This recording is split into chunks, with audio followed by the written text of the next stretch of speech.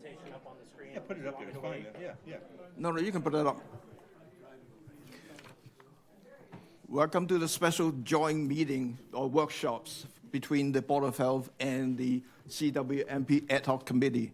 My name is Tom Lee. I'm the chair of the Board of Health, and Scott Horsley is the chair from the CWMP Ad Hoc Committees. Before I start the meeting, I want to have Vanessa to do the roll call for the Board of Health quorum purpose. Tom Lee. Present. Dr. Beer. Present.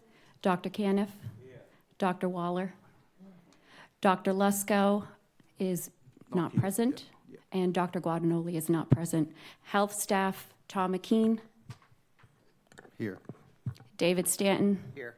And myself, Vanessa Tripp. Thank you. Thank you. Chris? All right. This is for the CWMP Ad Hoc Committee. Scott Horsley. Here.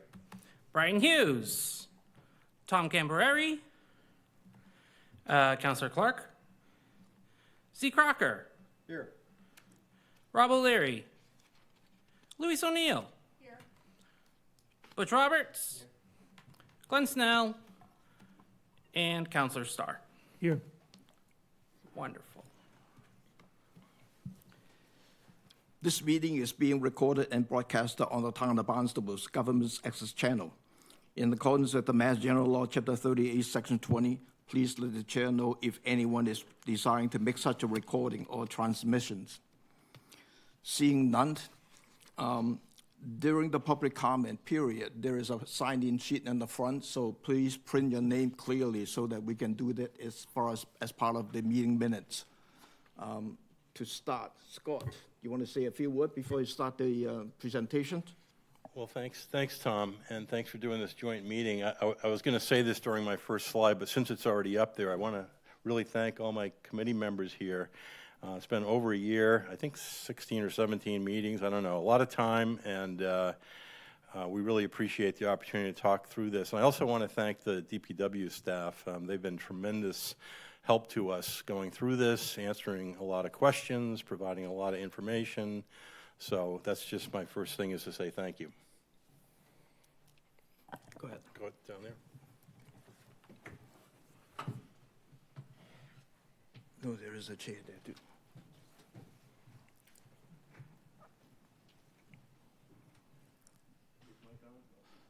There we go. Yeah. Okay, well, thank you again. I've got about a 10, 12-minute slideshow, and then Z. Crocker is also going to follow me with another 10-minute slideshow.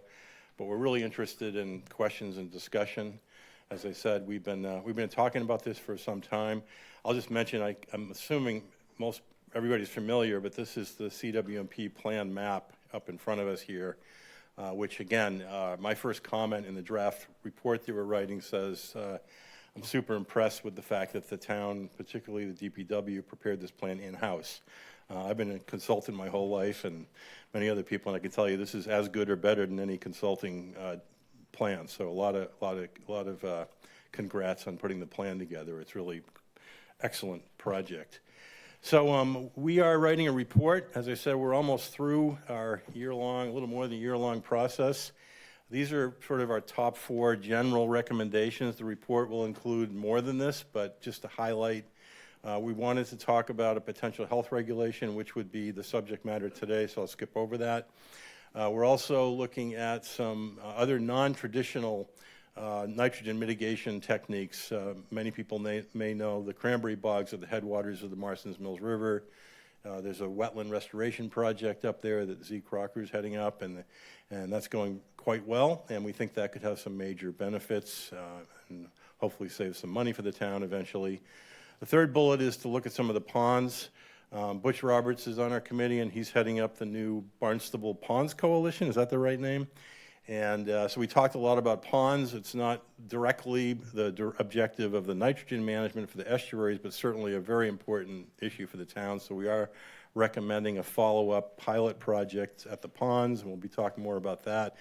And then finally, and I hesitate on this one, number 4, I think this might have been your idea, Gordon, I'm not sure, but so the idea here would be to potentially translate this ad hoc committee, which was put in place simply to go through the 5-year update on the CWMP and make some recommendations to possibly transition that into a standing committee to continue on. There's a lot to talk about. We're not, by no means are we pretending we think we're solving all the problems, so I think that's a good idea. So those are our 4 recommendations, but we are going to focus today on the first one. This is first on our list for a bunch of reasons. We do feel this is a technology that has evolved, and we think it has a place and can really provide some major benefits to the town. So very quickly, going back to where we started here with the Massachusetts Estuaries Project, or MEP, that report, which is almost 15, 20 years ago now, got translated into a total maximum daily load report adopted by the town. And that study suggests or indicates that 85% of the nitrogen issue comes from septic systems. So what we're talking about today is certainly at the top of the list. I will mention fertilizers are also an issue, and perhaps there's some things we can do there. And I know the town has been working with stormwater projects as well, but today's focus is on the 85% of the problem.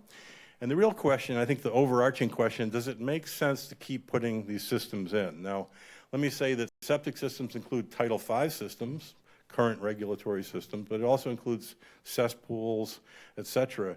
From our perspective, they all pretty much contribute about the same amount of nitrogen, and I think I'll start by saying Title V systems don't treat appreciable amount of nitrogen, so the fact that somebody has a brand new Title V system, it's still part of that 85% of the problem.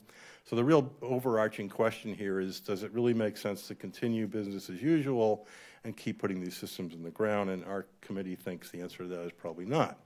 So very briefly, a Title V system includes a septic tank and a leach field. I suspect most people know that, and certainly the Board of Health is very, very familiar with that.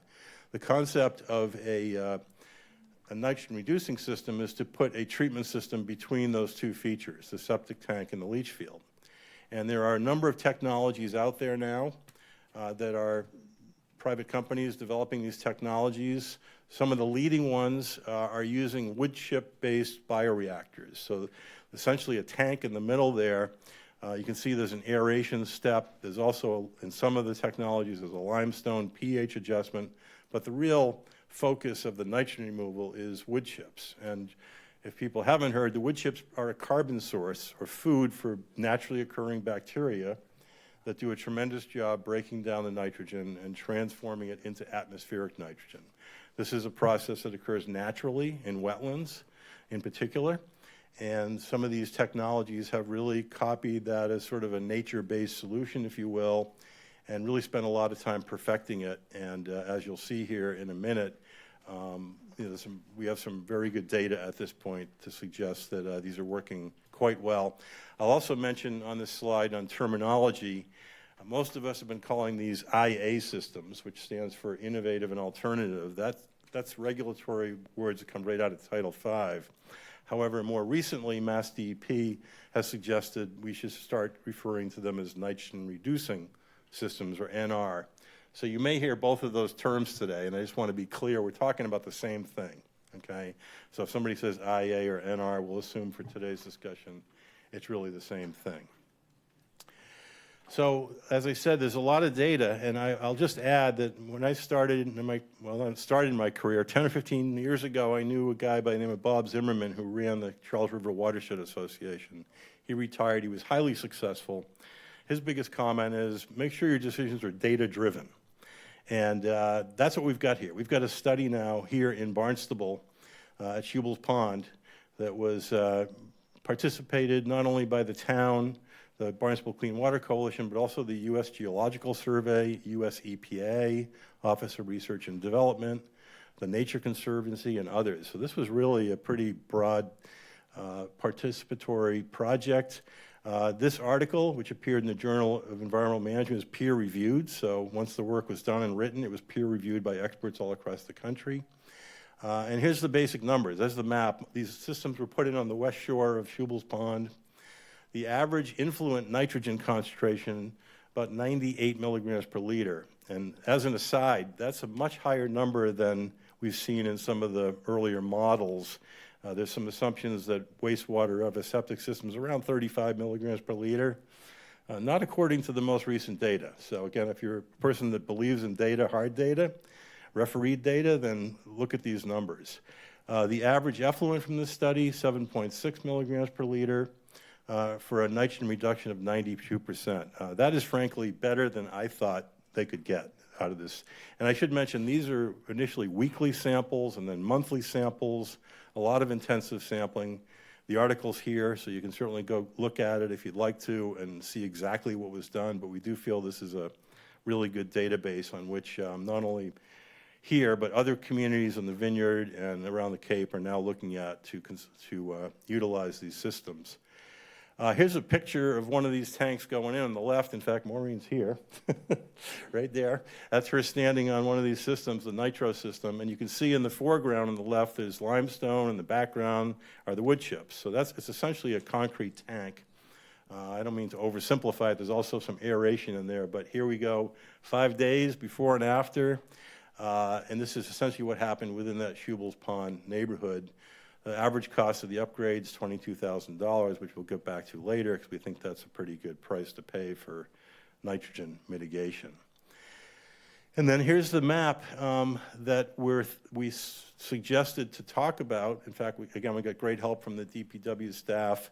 One of their people did a bunch of GIS analysis for us. We looked at what if we install these systems in various areas of the town.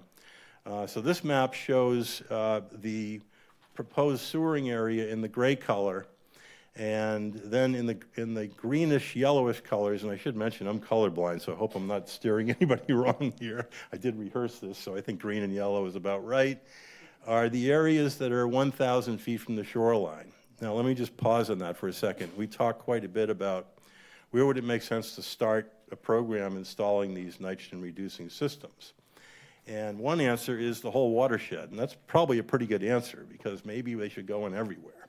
And I'll vote for that in a second. But in part of our discussions, we said, well, what if we prioritize this in some places that might make sense to start? And Tom Cambereri's here somewhere. There he is, hydrogeologist, I think raised the question, what about time of travel? Groundwater in the Cape goes 1 foot per day. So some of these locations in the town are 10, 20, 50 years flow time to get to the bay. So 1,000 feet is a 3-year flow time. So we thought if we start there, we should see some shorter term results. So that's one of the reasons why we picked 1,000 feet really as an exercise to look at what we would accumulate. And some of the figures are here. There's around 2,000 systems within 1,000 feet that are not part of the sewering plan. And I just want to mention that again because our suggestion for discussion for the Board of Health would not be to have something like this apply throughout the whole town. We certainly, doesn't make sense to put these in areas that we know are going to be sewered, for example. So those have been gray-scaled out. The areas that we're talking about are outside the proposed sewering areas, phase 1, phase 2, so there wouldn't be a conflict with sewers coming later with somebody putting these systems in. So that's essentially the map that we've been working with. Again, this has just been for discussion. We're interested in talking about all kinds of different options here, but we think this is perhaps a reasonable one to start with. In terms of what a regulatory approach might be, and I should mention one of my clients is the town of Tisbury on Martha's Vineyard.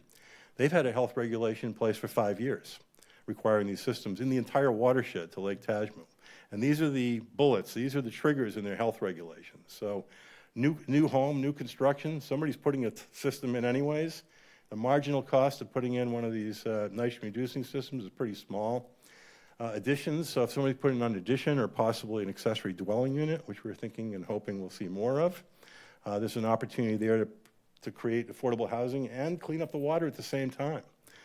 Replacement of a failed system. Again, somebody's digging up their backyard, a good time to go in there and get one of these systems in. And then finally, what they're doing in Tisbury is for real estate transfers. They're looking at it as another good time to possibly trigger these systems going in. Again, these are just for discussion. We defer to the Board of Health to think about what might be other or different triggers, but this is what they've been doing in Tisbury. It seems to be working quite well. They've been doing it for 5 years. They're actually increasing their regulations over there, and they're monitoring everything. It's going quite well. And I also want to mention Russell Kleekamp is here. There he is. I've been working with Russell in Wellfleet, one of my other clients. We're doing a watershed CWMP for the town of Wellfleet. And much like other towns, this is a hybrid plan. So the plan is to include some downtown sewering in Wellfleet Center, but use IAs or NRs in the less dense parts of the community. So Russell has done, we got some good questions. My friend Dan Santos asked several times during our meetings, a good question. We know what these things cost to put in, but what about the long-term maintenance and operation? So that's called the life cycle analysis. And this gentleman over here did an 80-year life cycle analysis of the sewer going into Wellfleet and the IA systems. And this is just one slide from a pretty detailed presentation. He gave me some credit on the slide, but he did most of the work, and it was quite detailed. And interestingly enough, in Wellfleet, you know, when you add up the installation costs and then operation and maintenance over 80 years, and then do a present value analysis, you end up around $87,000 per home, compared to our sewer cost in Wellfleet, this is, just to be clear, of around $200,000. The only reason I'm showing this is because obviously we want to look at options. And in the work we did in Wellfleet, the only place that I know has been done this level of detail suggests that these things are pretty cost effective, that way of removing nitrogen. And I'll defer any further questions maybe to Russell if he wants to take them later. And then just a couple slides to wrap up here. Again, some cost considerations. To build a new Title V system without any treatment is 25 to 30 grand. And that's going to happen in all those cases I mentioned earlier, new home, addition, failure, et cetera. So the marginal cost at this point, once the backhoe's in the backyard and everybody's there, is about another $25,000 to put one of these systems in. There is a tax credit for residents of $18,000 in Massachusetts, and that was just raised a year or two ago. If people can take advantage of that, the net cost might be as low as $7,000. So this is, again, in my view, compared to other costs out there, pretty attractive. I mentioned time of travel before, about a foot per day. This is the map of the watershed to 3 bays. If you can make out that 3 bays at the bottom there. And interesting, you can find parts of this watershed, according to U.S. Geological Survey, that are 100 years flow time or more. So our thought, again, back to the 1,000 feet, it makes sense to put these in areas where we might be able to see some water quality improvement on a short period of time. And let's see, this is my last slide, then I'll turn it over to Z. So just to kind of review from my perspective, and again, I think I'm speaking for the committee here, time of travel, groundwater, I think this is an important consideration. I, for one, would like to see water quality improvement in the town sooner rather than later. I'm probably not going to be around to see some of the results of the cleanup here, but I'd like to see something. Second bullet, again, by adding these systems to the project that the town is undertaking, really adds some additional benefits along the way of adaptive management. The current sewer plan will solve the problem. It's going to take quite a while. It's going to cost a lot of money. But as Rob Steen, who had a lot of good conversations, he and I know, the model's not perfect. There's other things that are going to happen, so we're not sure exactly where you're going to end up down the line. So this is another technique, and I would argue a low-cost technique, where we can, as I say here, hedge against some of these uncertainties. The current CWMP does talk a lot about adaptive management. So here's an opportunity if the town can get some experience with this technology. Perhaps at some point, this could substitute for some of the systems going in, or some of the sewering in phase 3. And from the current situation, it looks like this could save the town some money. And then finally, just the marginal cost numbers that I mentioned earlier. So I won't take any more time now. I'm going to ask Z. Crocker, I hope he's already up here, and then we can maybe take questions at the end. I think yours follow mine directly. Which way am I going? Forward here? Yeah. Yep. Thank you, Scott. Z. Crocker, member of the committee. Pleased to be here. Thanks very much. You know, I don't know who watched the Oscars last night. One battle after another kind of reminds me of the water battle that we're fighting here in town, all over the Cape, and really all over the country. I'm the new guy. I've only been doing this for about 10 years. Scott's been doing it his entire career. Dan Santos, Rob Steen, decades. Got a lot of work ahead of us. I wanted to step back a little bit because it's really complicated, and this is a workshop. So I wanted to step back and say, let's just step back and think about what we've got to deal with here. We have a sick patient, right? Cape Cod. All the water is really troubled. The time to travel that Scott just mentioned, I think it's worth looking at this, which kind of reminds me of a circulatory system, okay? The blue is 100-year travel times. The pink is moving really quickly, 10 years. The closest to the shore is moving even more quickly than that. There's no set in time number for time to travel, 1 to 4 feet. In some places, it can move a lot more quickly than that. We just had a presentation in the county. Brian Baumgartel here is from Massachusetts Alternative Septic System Test Center, hosted the U.S. Geological Survey. These guys that presented, the names are up there, Dennis LeBlanc and Marcel Belleville, really the smartest water guys, certainly in New England and probably in the country. And they've done a lot of work to illustrate exactly how the water works. And this is just a couple of cartoons I'm going to show. Cartoons, not because they're funny, but cartoons as illustrations of what we're dealing with. To look at the water circulation, look at how complicated this is. This is a cross-section of Cape Cod that you typically would see. And so one of the things, I don't know if I can do a pointer here. I don't see how it is, but if you look in the middle left, you're going to see a pink area. I'm not colorblind, unlike Scott. And so in the pink area, you're going to see arrows going down, down, down, going to estuary number 2 all the way on the right. The point is, water moves in a lot of different ways on Cape Cod, okay? It's very hard to go and get one target and say we're going to solve one problem. And I think that's what we need to think of, whether we're thinking of the sewer system expansion, whether we're thinking of individual alternative septic systems, or we're thinking of treatments like wetlands, which I've been working on. It's a complicated circulatory system, and we need the best help we can get to look at this. And what's the culprit? You know, the Crocker name has been around for a little while. It's on the door of the room here. You know, and when my forebears got here, they were probably using that little operation on the left there, very, very high tech at the time. Not too many of those around anymore, although I have a 3-seater back, you know, somewhere in the garage just to remind me of what it was like. Cesspools, a lot of people still have cesspools, no doubt some even in the room here. Not great technology. Title V, Scott mentioned, just not doing the work to remove the nutrient problem that we've got here on Cape Cod. And that's the problem, is nutrient overload is causing the conditions that we're looking at in the estuaries, lakes, ponds, and in our groundwater. So Scott had the illustration of the future, whether it's this particular system, which is a system called Nitro, that's the one that we at Barnstable Clean Water have focused on because it's the best performing system out there. It's the top system by any metric that we've been able to look at right now. There's about 260 of these systems on the Cape and Islands at this point. We're excited about this system, but let's step back.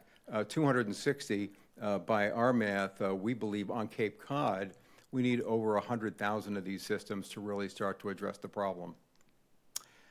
So solutions, we've been talking a lot at our Water Quality Advisory Committee about big picture, small picture. We're talking about the estuary. We're talking also about a holistic approach and how do we look at the entire problem.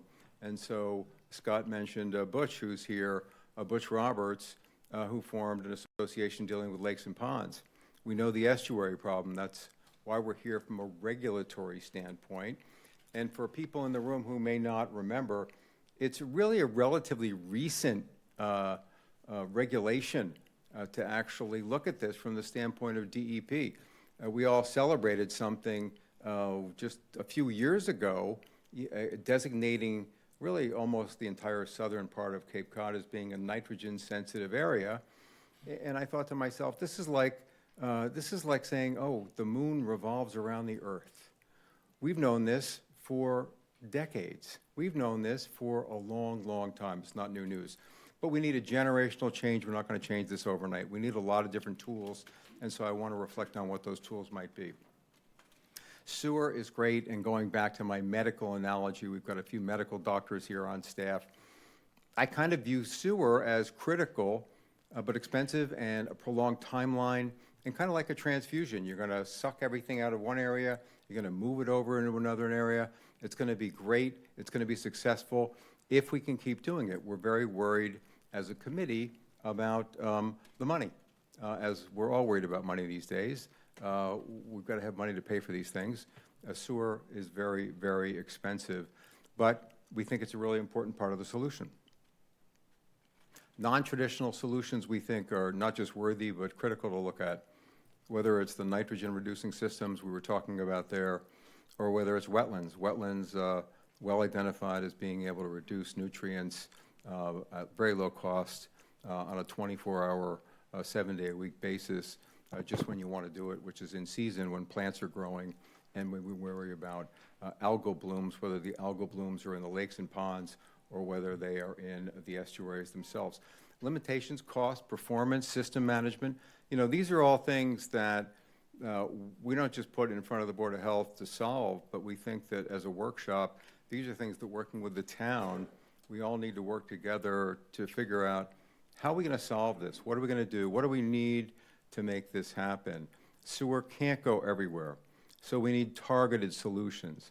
And again, my medical analogy, I think of being able to do sewer and getting large areas, but sewer, not only does it take a long time to install, going back and thinking about the time to travel element, really the likelihood of seeing major changes in the estuary from the sewer installation that we're working so hard on, I think the likelihood is that it's probably at least 50 years before we see real positive changes in our estuary.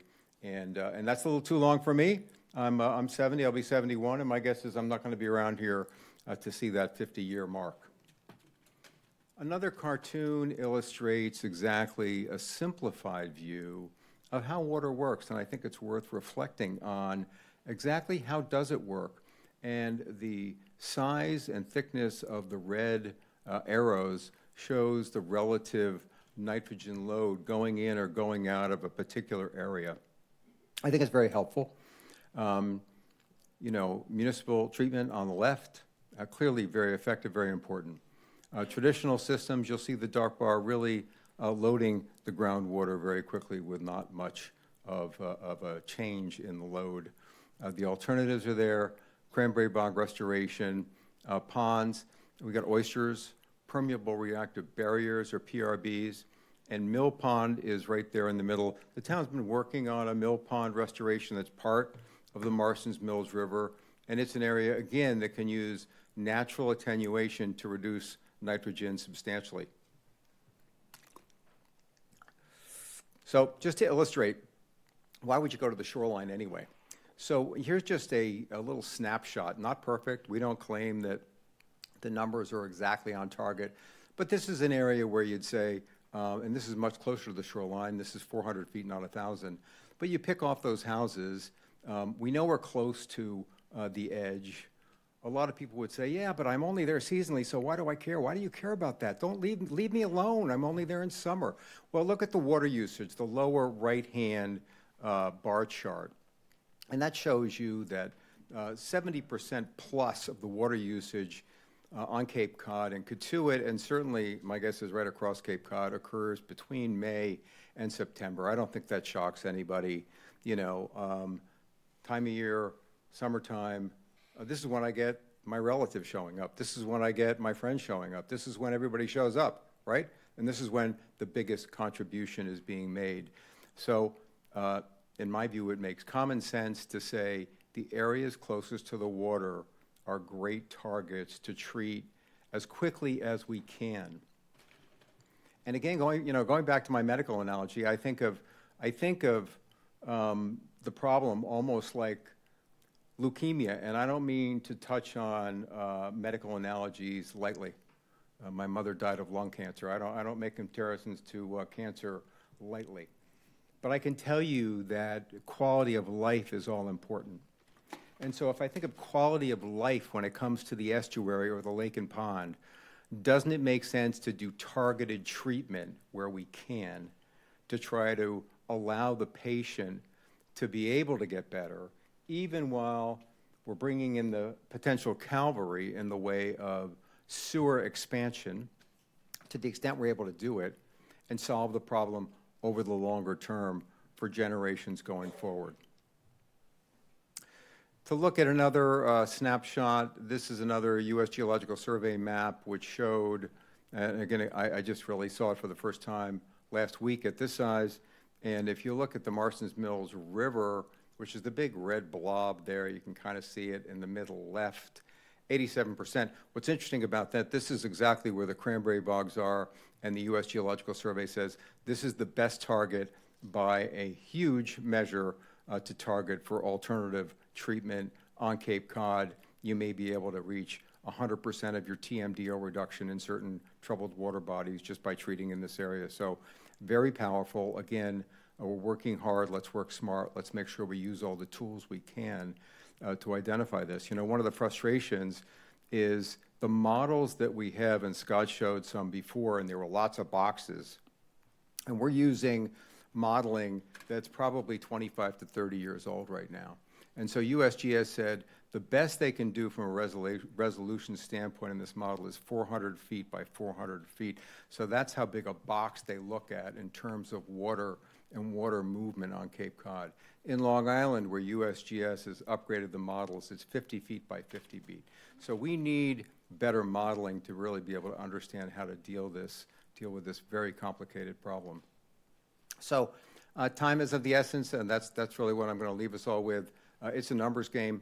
You can't just, unfortunately, and I know Tom Lee would like to have volunteers to just do it, but we really need regulations. We really need incentivized people. We really need to get lots and lots of people to get this done. Otherwise, we're not going to be able to solve the problem.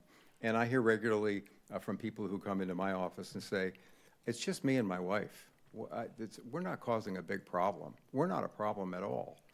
And I say, yeah, okay, but there's thousands of you out there, and you all have relatives. And by the way, when we look at houses on Cape Cod, it's pretty true that it changes hands every about 7 years.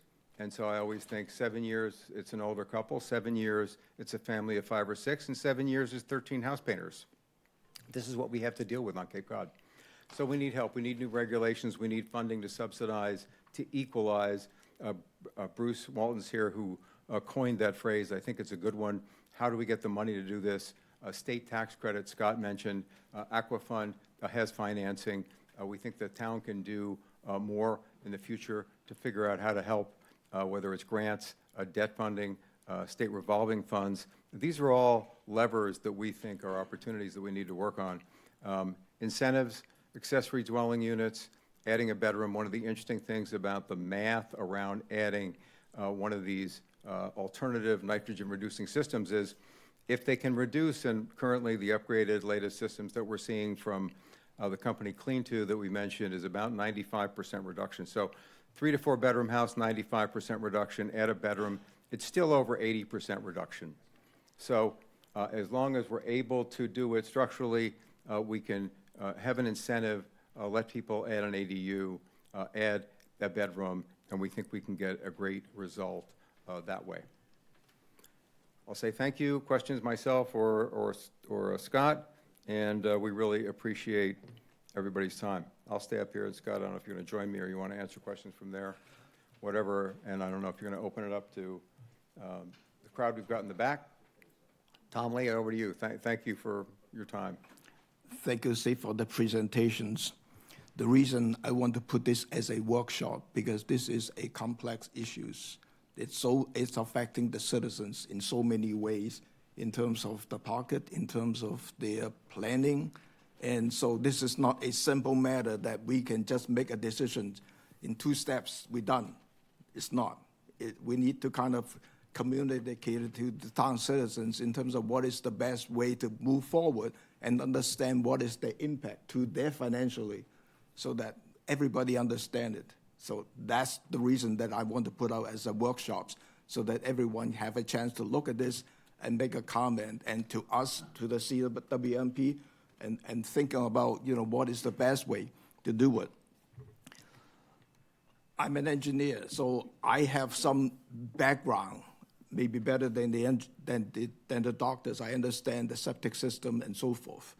To me, just on the floor, a couple of numbers for you. Is like a Title V system does not remove total nitrogen. So at the end of the tank, septic tank, you are getting around 35 to 40 milligrams per liter of total nitrogen.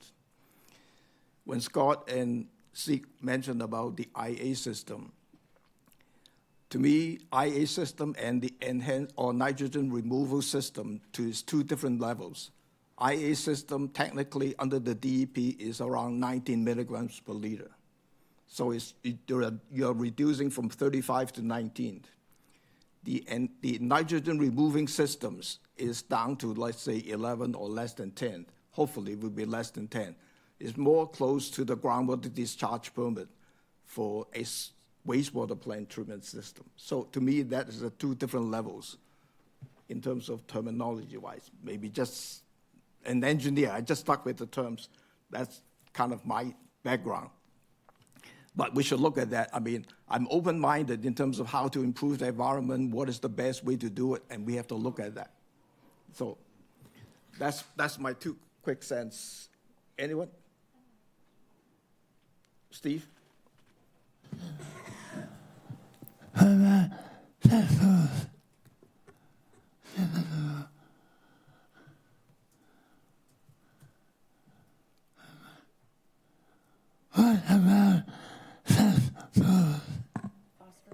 What about what? Repeat it. Well, Scott may have better information than I do on this. We don't think cesspools do much, and we don't think they're really tremendously different, frankly, from a nitrogen reduction standpoint from a Title V system. Maybe there's some difference, but I don't think it's actually been measured side by side. But obviously, a Title V system is an improvement. And when you're talking about human health, which is really what these systems are meant to address, not nutrient load, we obviously think that the Title V systems are a much better design for pathogens and these sorts of things, which is really what the Title Vs are meant to target. I don't know if that helps or not. Cesspools don't really, shouldn't have a home on Cape Cod or anywhere, in my view. It's just like, you could still have an outhouse, I suppose, but not a good idea. Scott? Just to add to that, I don't know how many cesspools we have in town here now, but presumably we want to get them upgraded to at least Title V. And again, as I said earlier, to me, there's an opportunity to get into this technology when those upgrades are made, because engineering doesn't cost more than putting one of these in a regular Title V. You need a backhoe there; it's already there. So the marginal costing, I think, is something really worth thinking about. So if there's an incentive, if there's a goal to upgrade cesspools to Title V, I would suggest take the extra step then. Don't wait till later and have the backhoe come back years later when you still have a nitrogen problem. Once you're in there, maybe the medical analogy is a good one. When you're under surgery, fix everything, right? Yeah, go ahead. Let me make one comment on the cesspool. I don't think we have single cesspool unit. I think, correct me if I'm wrong, Tom, we may have very few of single cesspool system here. Usually they would have 2 as an overflow to offset the problems. But that is not the solution too, because ultimately right now we have seen some parcel that has to be connected to the sewer. Then they'll come back and try, well, can we do an emergency repair for a couple of years? That's what we were thinking about allowing that. But for the long term, it's not a long-term solution for cesspool, that we have to have some other solutions in terms of Title V, depending on the locations of the parcel versus inside the watershed. And so we have to look at case-by-case basis to make a final determinations. Christine? Single cesspools have not been allowed or legal. They're not legal in the town of Barnstable for over 40, before I even started, 40 years plus. Right. They have to be upgraded automatically once we find out someone has a single cesspool. Right. Thank you, Tom. Christine? Yeah, thank you. I have a couple questions. The first one is, you mentioned that there are 260 nitrogen reduction systems on the Cape and that we need to get to 100,000. What is the projected impact of that 100,000? What's that 100,000 represent in terms of impact? I'm guessing you've projected, and maybe I missed it in your presentation, I apologize. And No, then no, that's- part of that is, what about supply? Like, if we could get there in 5 years with 20,000 per year in 5 years, is there a supply of systems? Yeah, well, I was using a number to look at the entire peninsula, Oh, not okay. the town of Barnstable. No, that's what I you meant, know. Cape Cod. Yeah. And so there are about 170,000 parcels that have a sewer, or, excuse me, that are connected to sewer or something in the peninsula. It's probably only, Scott may have the numbers, I think it's 10 or 15,000 that are actually connected to sewer, I should say. So that was really just back of the envelope, thinking about what do we have to address to solve the problem on a holistic basis. And this is one of the conflicted areas when we were dealing as the Water Quality Advisory Committee with, okay, we've got a mandate, we've got some direction from DEP that we have to solve the problem for the estuaries. But we also sit as a committee with people who deal with lakes and ponds, who deal with other things in town, who are concerned about the holistic problem in town. How do we deal with that? So, for instance, even though I'm really enthusiastic about the sewer plan, if you look at that map, the sewer plan, and you look at the area on the north side, we actually don't have estuary problems on the north side. But we have lots and lots of people, not of the substantial size that we do on the south side at least. Part of that is tidal, right? Part of that is because the tides on the north side are 10 to 12 feet. On the south side, they're 2 to 3 feet, so we don't have flushing. But when you look at the north side, we also have a particularly big problem, which is a lot of people aren't on town sewer at all, or not connected to town water at all. And so if you have to put your cesspool or your Title V system close to where you're taking your drinking water from, that's a problem. And so that's one of the things we think about when we think about the change. And when I think about the change, I think it's a generational change. And so we're trying to figure out what are the triggers that would make that happen over the course of the next 30 years. It's taken decades to make this problem. We're not going to fix it overnight. But we need a new tool. We need a new instrument. Title V is not doing the job here. So I think our hope collectively is that we gain experience in the estuaries where we know we've got a really ripe target, a close target that's getting sick at a rapid pace and probably at a worsening pace, and be able to target that so we can start to develop the tools and the toolbox to understand, okay, if we're putting these systems in, how does it work? These particular systems you can monitor with your cell phone, so you know if the system's working or not. A lot of the old systems, the nitrogen reducing systems, you wouldn't know that, and they need power, and so people would unplug them, and they wouldn't work. We also know that for these particular systems, you have to pump your septic tank. Now, we know a lot of people just kind of forget about their septic tank. They don't pump it. Now, does it make a big difference for a Title V system or a cesspool? Probably not until it bubbles up out of the ground. Then it's a health problem. But in the meantime, we need to do that work, and we need an approach to have a structure to say, we're monitoring your system, and we've looked at it, and you're going to have to pump your septic tank within 2 years. That's a new thing, right? Even though we have regulations, nobody's knocking on anybody's door these days and say, did you pump your septic tank?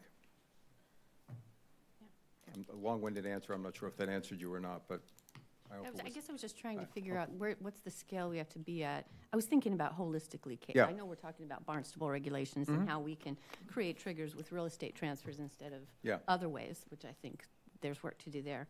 But I was just trying to think about where do we start to see some of the impact, and it's helpful to know that focus is really estuaries, and that's where we're going to see some of the trends and probably learn from them, and learn what the systems are doing, and then how do you add phosphorus, and how do you evolve, right? Well, I'll just comment that, again, to me, the nearshore time of travel is the best way to start seeing results, because as he mentioned, some of these areas are 10, 20 years away, groundwater. So if we want to see results sooner, then again, I think this nearshore area makes all kinds of sense to target.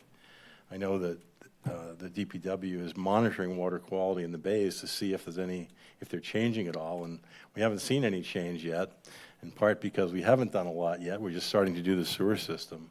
But again, I think the lag time is something to think about. And what I think we've been talking about suggesting for you to consider is something that we would probably see some results within years rather than decades.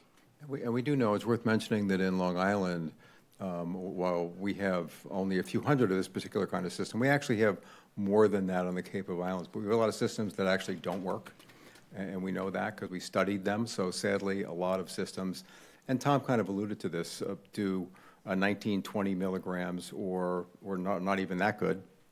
And really, that level of performance isn't going to help our water quality. We do know that. Now, Long Island is now put in several thousand systems, so they're putting in about 2,000 or 3,000 a year. So other communities are actually moving fairly quickly, and Long Island's probably, geographically and in terms of the glacial moraine, closest to our conditions here. So we look to that community to see what they're doing. They have funding at a much different level and a much more robust level than we do for a variety of reasons. It's a different political structure. That's one of the main reasons.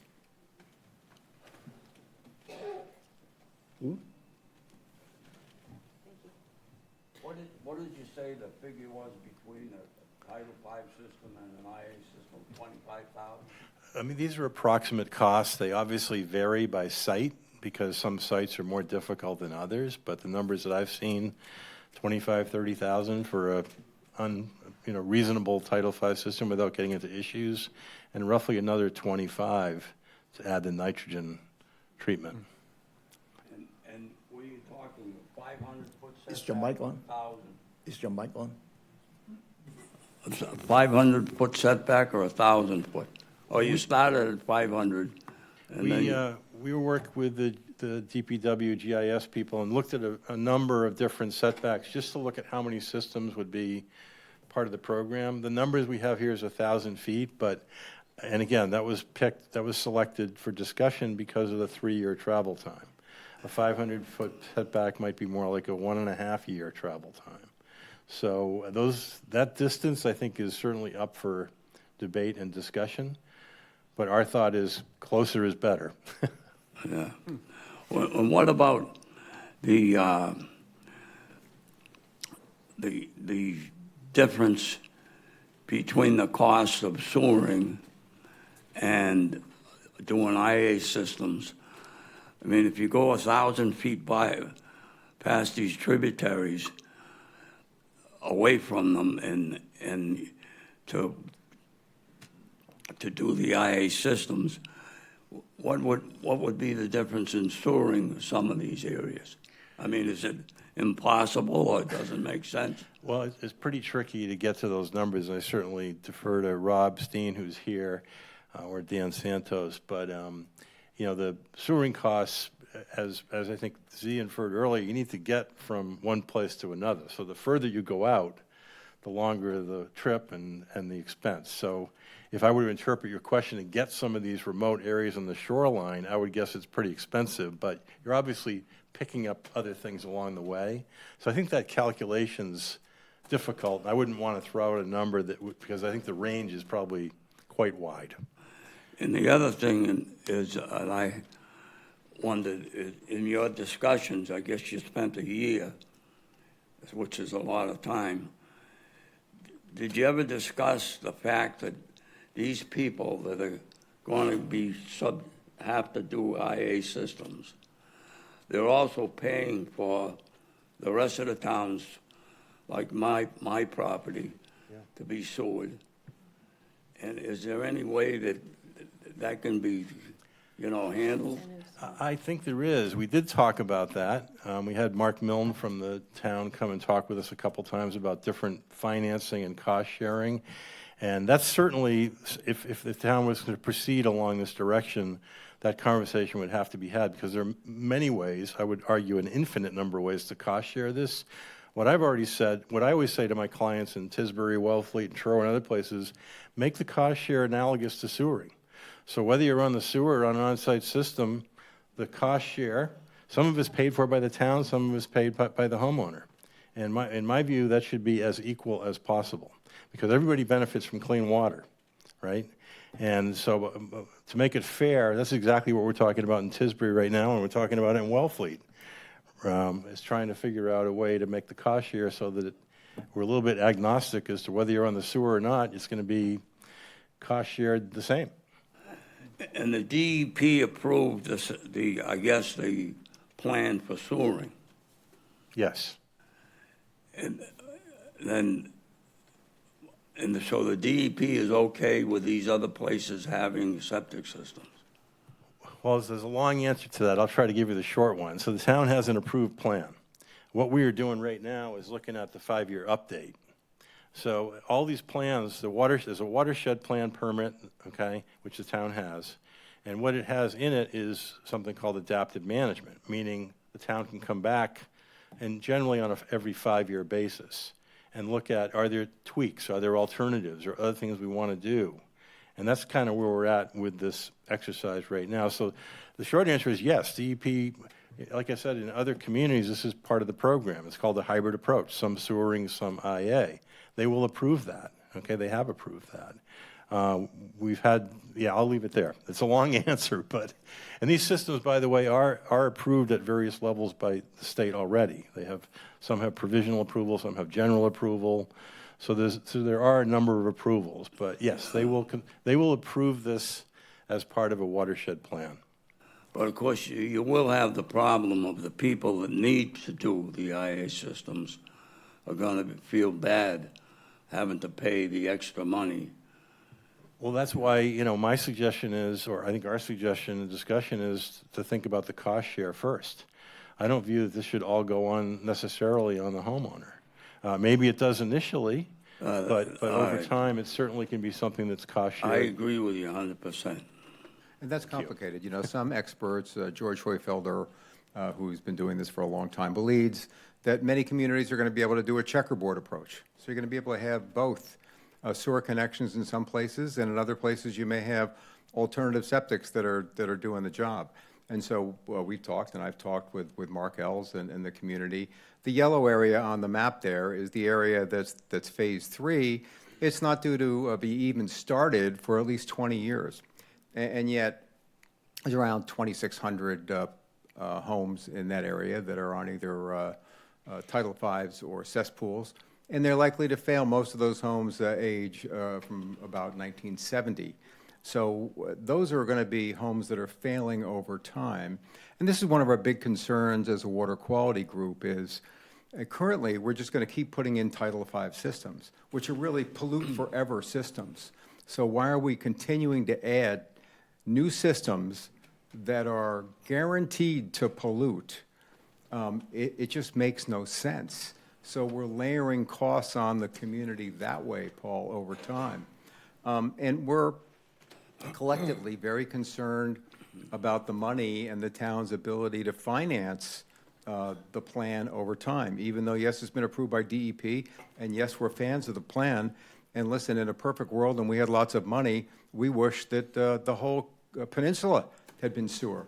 By the way, if you go back to the 1970s, Ted Kennedy had found the money, the federal money, to sewer 95% of Cape Cod, all of Cape Cod. And what did we say? Go away. Don't tell us what to do. You remember, we said no. Money that they could have We said no, thank you. And so when I think of, you know, certainly we're looking at spending well over $1 billion over time, including interest on this effort. And Paul, you remember a senator, some of you were old enough to remember a great senator named Everett Dirksen, who said, Illinois. $1 billion here, $1 billion there, and pretty soon you're talking real money.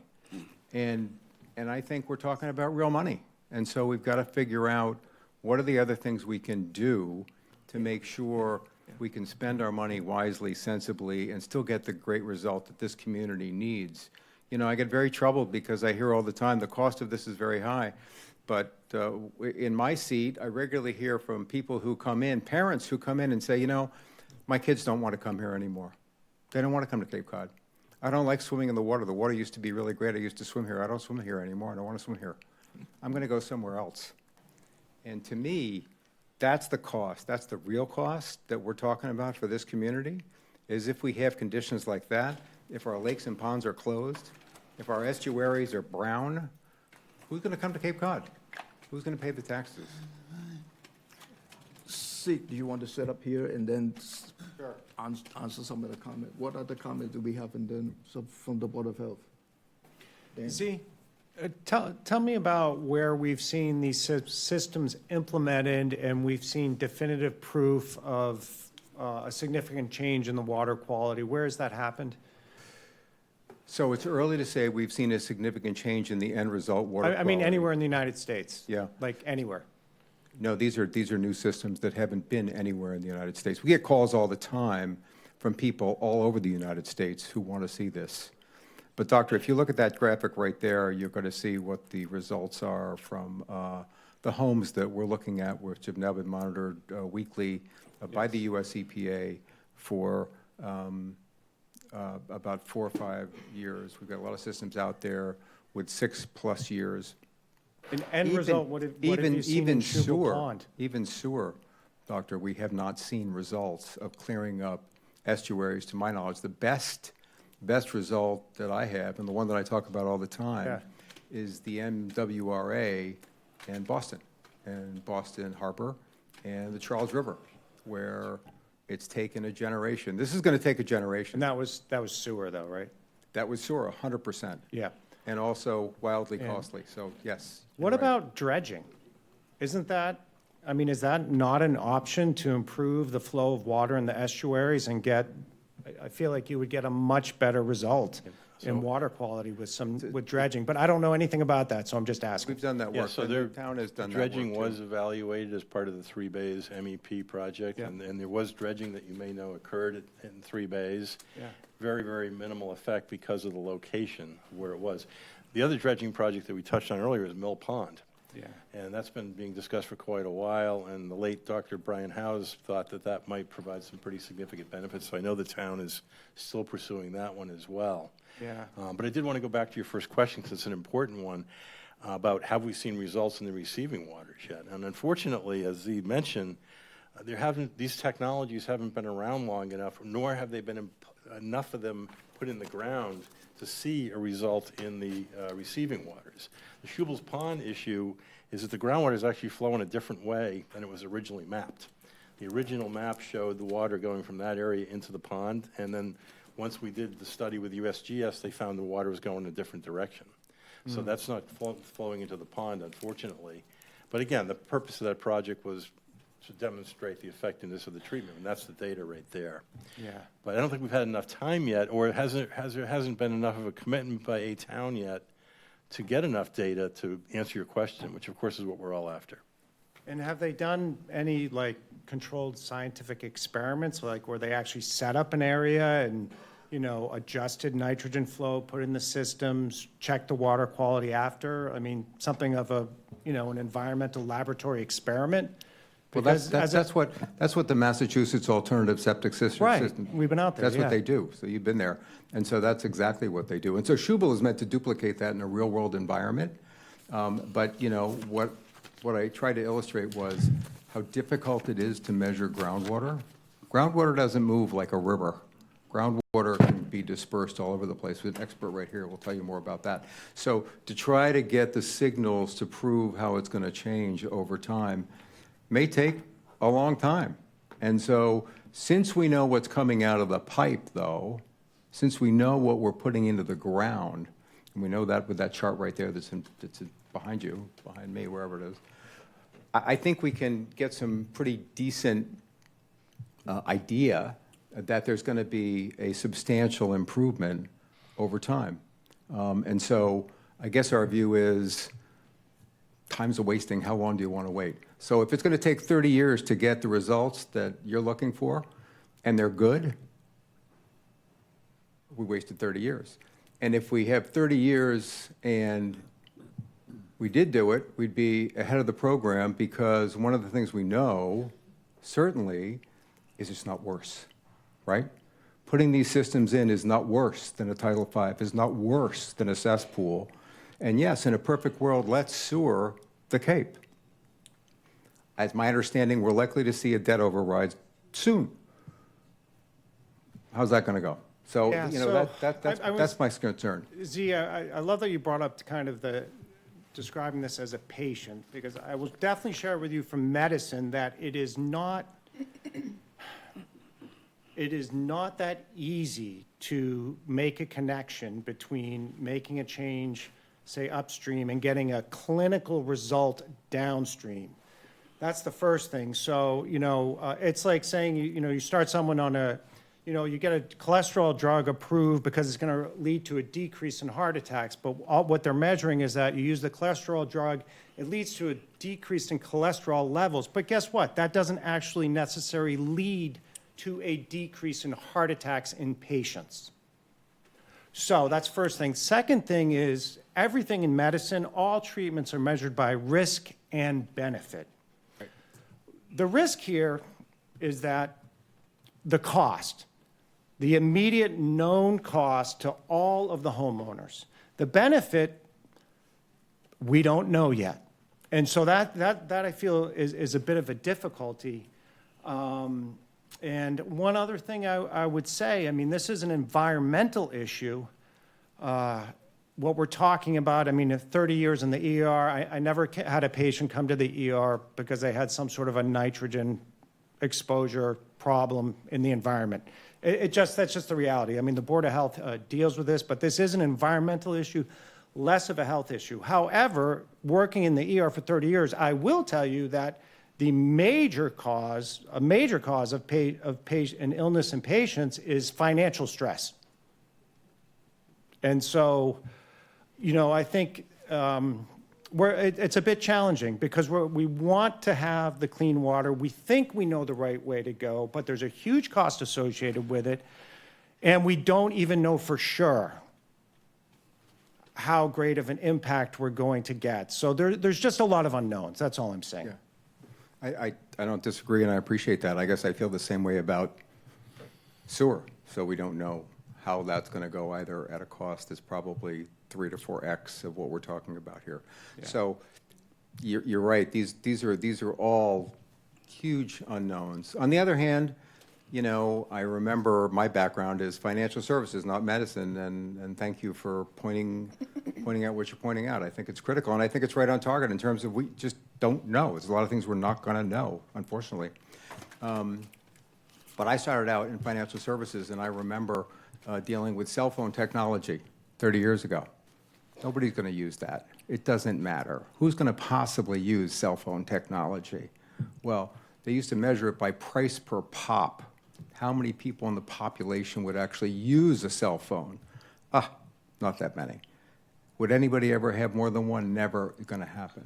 So when I think about the changes in technology, and when I think about our ability to treat wastewater against AI technology, against the things that we're able to do today, I have to say we can do better, and we should be leaning into that technology to do better.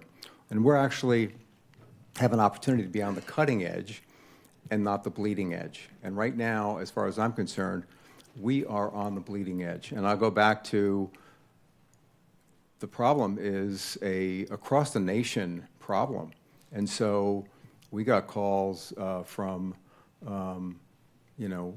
river networks, Midwest, saying, our fish are dying. We're really interested in what you're doing with alternative septic system technology because we're trying to figure out how to save the salmon in our rivers. And we think you're onto something. We think it might really be helpful. Don't know. We're not going to know, to your point. Yeah. And sadly, some things, and you know better than I because you're in medicine, these things just take time. It's really difficult. It's really complicated. But I guess, the committee's view is we need to try to do things. The risks are so high from a deteriorating position for the peninsula. And I don't discount, and I don't think we discount at all, the cost, which is why I illustrated, you weren't there when we were talking about it, but we illustrated the need to look at financial ways to underwrite this for people, excuse me, who can't afford it. Critical. Are you all set? Are you all set?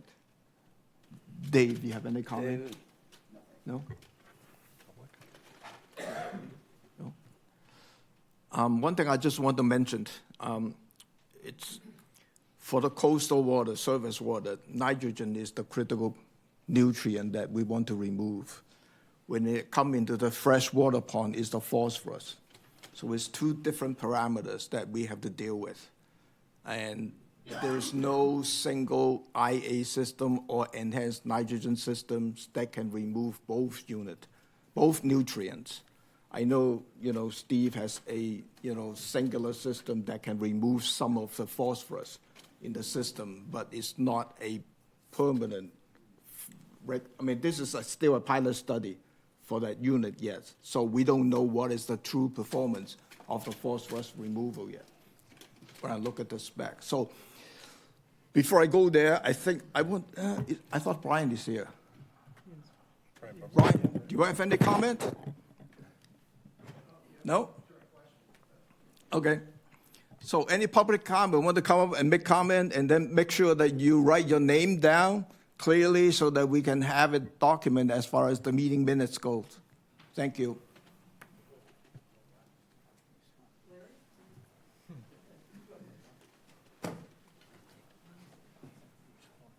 I'm used to talking here, so this is where I'd like to talk. My name's Larry Moore, and I live in Katuitt.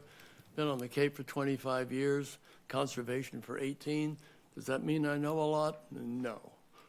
I know Z, I know Scott, but I think that this is a very loaded panel with a lot of great questions, and I can assume and hope that there's going to be more than just one session. I'm going to go quickly through my notes. First of all, I think that based upon when Tom was asked for questions, I started listing who are the people that really want to know about this. I started off with scientists. Scientists have to come up with information and give the data, create that. The next one may be engineers. Who's after that? I put the public.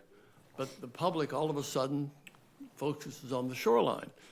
And the shoreline has what I'm looking as a time urgency. I don't know where the time urgency may be.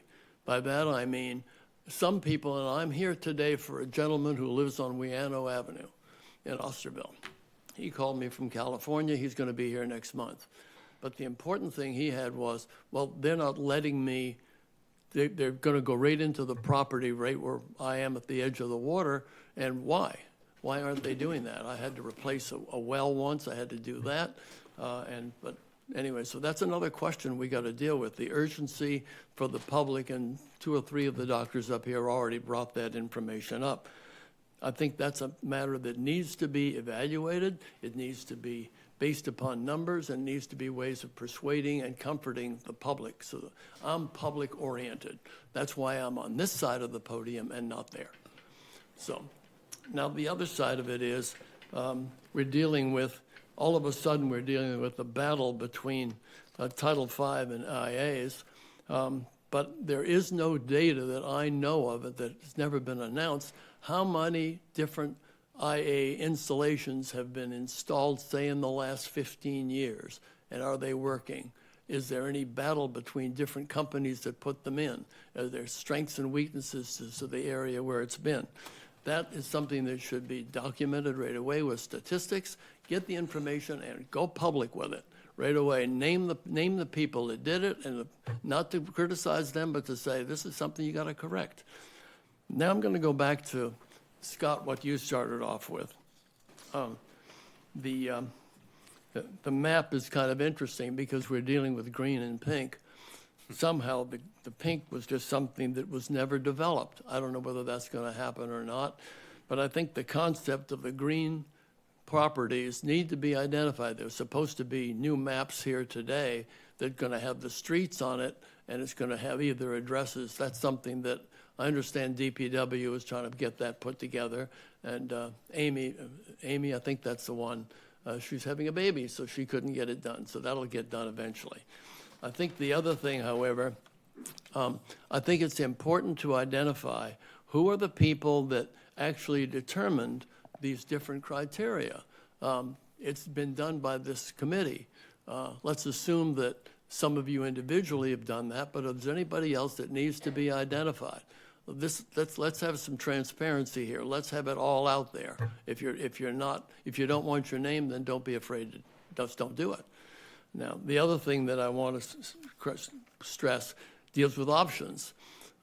Let's say that somebody is right on the water's edge down in East Bay, West Bay, whatever it is. And let's say they want to know the options of what can be done. My septic is working. What if I just need a minor fix to it to get going? Is that acceptable? Is that something that's going to buy me another 5 years? These are the options I think are going to have to be documented, and you're going to have to get that built into your plan. The other thing, I'm staying away from costs because that's something that I think Dan, you nailed it. I don't even need to add to it. Z, you got up there, and Z and I have talked several times over the last few years, and I've missed being in your office talking to you. But the important thing is, the first question deals with, are there any recent regulations that are going to be done? I would encourage you to, when it comes to the regulations, for drafting the regulations, don't be internal. Don't use what we have here. Find people outside the area that are knowledgeable about this, that know what the hell they're doing. Use them. Don't rely on them to come back and say, this is what we've done, and make the town council authorize that. Second thing deals with, goes where I can't even read my own writing here, goes where I'm going to skip it because I can't read it. The closest to the water is logical. First of all, when it first came up, I thought among many other people, well, where are you coming from with that? Why are you going in that area? And I think what you're saying is that for some reason, the sewer lines aren't going into that area. If that's the case, why not? But if it's going to be going down, let's say it's going to go down Way Avenue in Osterville. If you're on the avenue, go into every house, down, no matter how far it is. If you can get down to the water or close to it. In other words, the water isn't the problem, the salt water or fresh water. The problem is where the selections are being made to put these projects in. And this is an unknown right now, just one more unknown. Let's see, what else do I have here? I've already covered that point. I don't know that I need to really go over anything. I think I've covered some of the main points that I wanted to cover, and other people may want. I just thought that my comments are intended to benefit not only the gentleman that I'm doing, but the other people in the public who are like-minded and of like concern. And I think that once we get going on it, then maybe that'll help. The communication's already started here, and it's thanks to you guys over here that have started and created it. Okay? Thank you. If I may, thank you. You raised a whole bunch of good questions and comments, but I do want to respond to one of them, and I will ask Brian Bumgartle, you still back there? Because one of the questions is anybody tracking database on this stuff? And boy, do we have a pretty impressive database. So Brian, do you want to just give a quick explain what we have? People want to go see it? Brian is from Mass Testing Center, and he is the manager. Is that manager, right?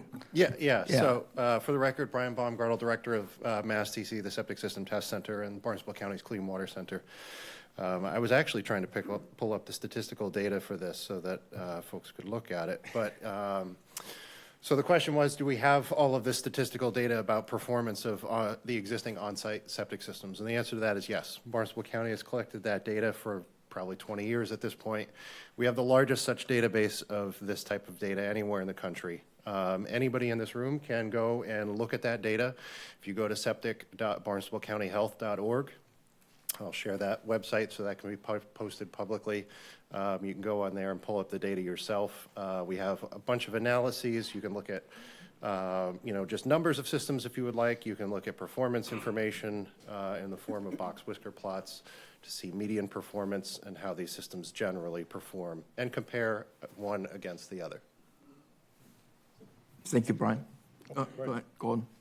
Could you explain a little bit about this new tech? I mean, the new technology. It's fairly new technology, even though you guys have been working with it for 20 years. But how it DEP certifies certain proprietary technologies, Sure. and how long it takes, and we're just at the beginning of opening up a whole new industry in a sense. Yeah, it definitely is. So Tom had mentioned a little earlier, there are systems that perform to 19 milligrams per liter, and those are like the historic technologies. And those technologies were never really made for nitrogen removal. They were made for something else completely, BOD TSS treatment, which is obviously a contaminant of concern when we're talking about wastewater. But that's what those systems were originally built and designed for. It just so happens that if you make some tweaks to some of them, you can get some pretty decent nitrogen removal. I mean, if you look at 19 versus the influent numbers, it's still not really that bad, right? But it's not good enough for our bays and estuaries. We need to get significantly better nitrogen removal than that. And that's where these newer technologies come in, like the nitro system, like the Nitrex system, which has been around for a bit longer. And there are other companies that are coming along in the industry right now that are looking at what's going on here on Cape Cod and the success that companies like Clean2 have had using certain techniques in wastewater treatment, and they're trying to come up with their own technology to do the same thing. So there are more kind of coming along in this whole process, right? It is a long and unfortunately protracted process of getting approval in the state of Massachusetts, and I would say it's probably the most restrictive regulatory environment for getting a new technology installed anywhere in the country. If you look at the sort of the start to finish process, going from a piloting approval and installing a few systems and proving those out through a provisional approval to install a bunch more and monitor them, to finally land at a general approval. Even if you had all the systems in on day one for that process, it would still take at least 5 years, right? Because we can't install all those systems on day one, that process probably takes more like 7 to 10 years, depending on how successful a vendor is. And the Nitrex technology that I mentioned has been out for 20 years and has had not much success in moving through that process. The new nitro technology has been able to move through pretty quickly. But you think about the investment that goes into it for these companies. A 6, 7, 8, 9 year process with thousands of samples costs a lot of money. So they're probably investing north of $1 million to bring a technology into our area. So it is expensive, but they are looking at our region as potential marketplaces. And these companies are starting to introduce and try to piggyback, I guess, a little bit on the success of some of these other ones. I think it's good to remember that it's not a Title V is any engineer can design a Title V system, but these are proprietary. You have to buy a certain person's certain system from a company. You can use, well, any engineer can really do it. They need the training on how to design the system, and that's where the technology vendors come in. So there's no restriction that says you have to use, Joe Schmo's design company because you want to use a Nitro or a Nitrex. Most companies can design for them. It's really, they just need to get in contact with the system vendors and say, send me the CAD and tell me what the design parameters are, and I can build it for that. As long as you're not over 2,000 gallons a day, then that's something different, but yeah. One thing I just want to mention, though, is under the pilot provisional use, you need 50 units to be installed and test for 3 years. At least so 50, that's yep. why it's depending on the timing on to get the 50 units in, to get the data in. That's why it takes so long to get the general permit approval. And if a system is approved in Long Island, we still need to go through the 50 systems, 3 years. This is Massachusetts. The process, in Massachusetts. So it's not no reciprocal. So the state says that they will accept out-of-state data. It has to be climatically similar, so you can't go and say, we're going to take a bunch of systems from Florida, right, and provide data for those, because all of these processes, because they're biologically driven processes, they're dependent on temperature, right? Human bodies, as we all know, it gets cold, we all slow down, right? We're warm-blooded, so we can survive cold temperatures. But the bugs that are doing all the work for us, all those little bacteria, really slow down in cold temperatures. It runs across the board for every single biological treatment process, whether you're talking about an on-site system, a sewer treatment plant, whatever it is. So you can't take data from those warm weather locations because that's not going to be indicative of what it's like here on Cape Cod, right? So there's a restriction sort of on geographic where the data can come from. So there can be some outside data, but it might not really speed up the process. In particular, if it's a company that's local, right, that's in Massachusetts and doesn't have the benefit of having those installations anywhere else. Mr. Chairman, my vice chair, Brian Hughes, had response to one of your board member questions, I want to give him a second to do Sure, that. Brian. Yeah, hi. Just to address the cost question that you brought up, there's an engineering or operations research technique known as minimax. In this case, minimize your maximum loss. So just quickly, back of the envelope, if we did not do the nitrogen removal, we know that the nitrogen degradation overload in the water continues, which leads to, as we've been told, degradation of the marine environment and ecosystem, which leads to decreased marine usage, fisheries, and tourism. And tourism is our major industry. Marine use is perhaps second. So that, I don't have those numbers, but those are substantial costs. And yes, with nitrogen removal, if it fails, you get $7,000 per property, given the mass tax credit. Say 100 per year is $700K a year for loss times the number going out 10 years.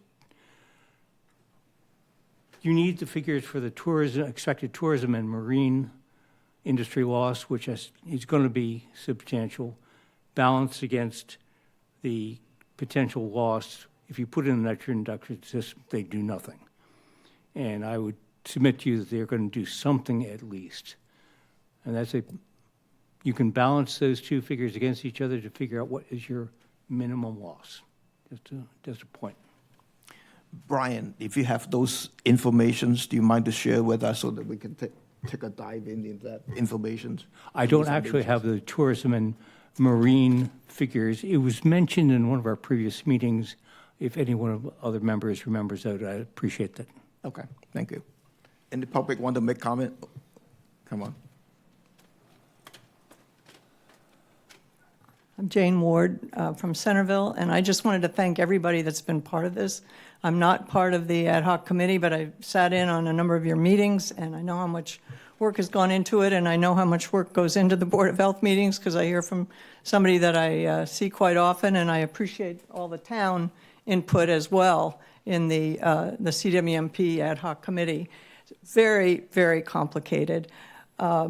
I wanted to bring in a couple items, since this is a workshop, and we're not just concentrating on your recommendations, but I wanted to bring in a couple other considerations that I think we should have on our agenda going forward, if the Water Quality Committee goes forward, and that is the public health impact of our water system and our plumbing system, the water use impact of our plumbing system, and the energy-water nexus of our plumbing systems.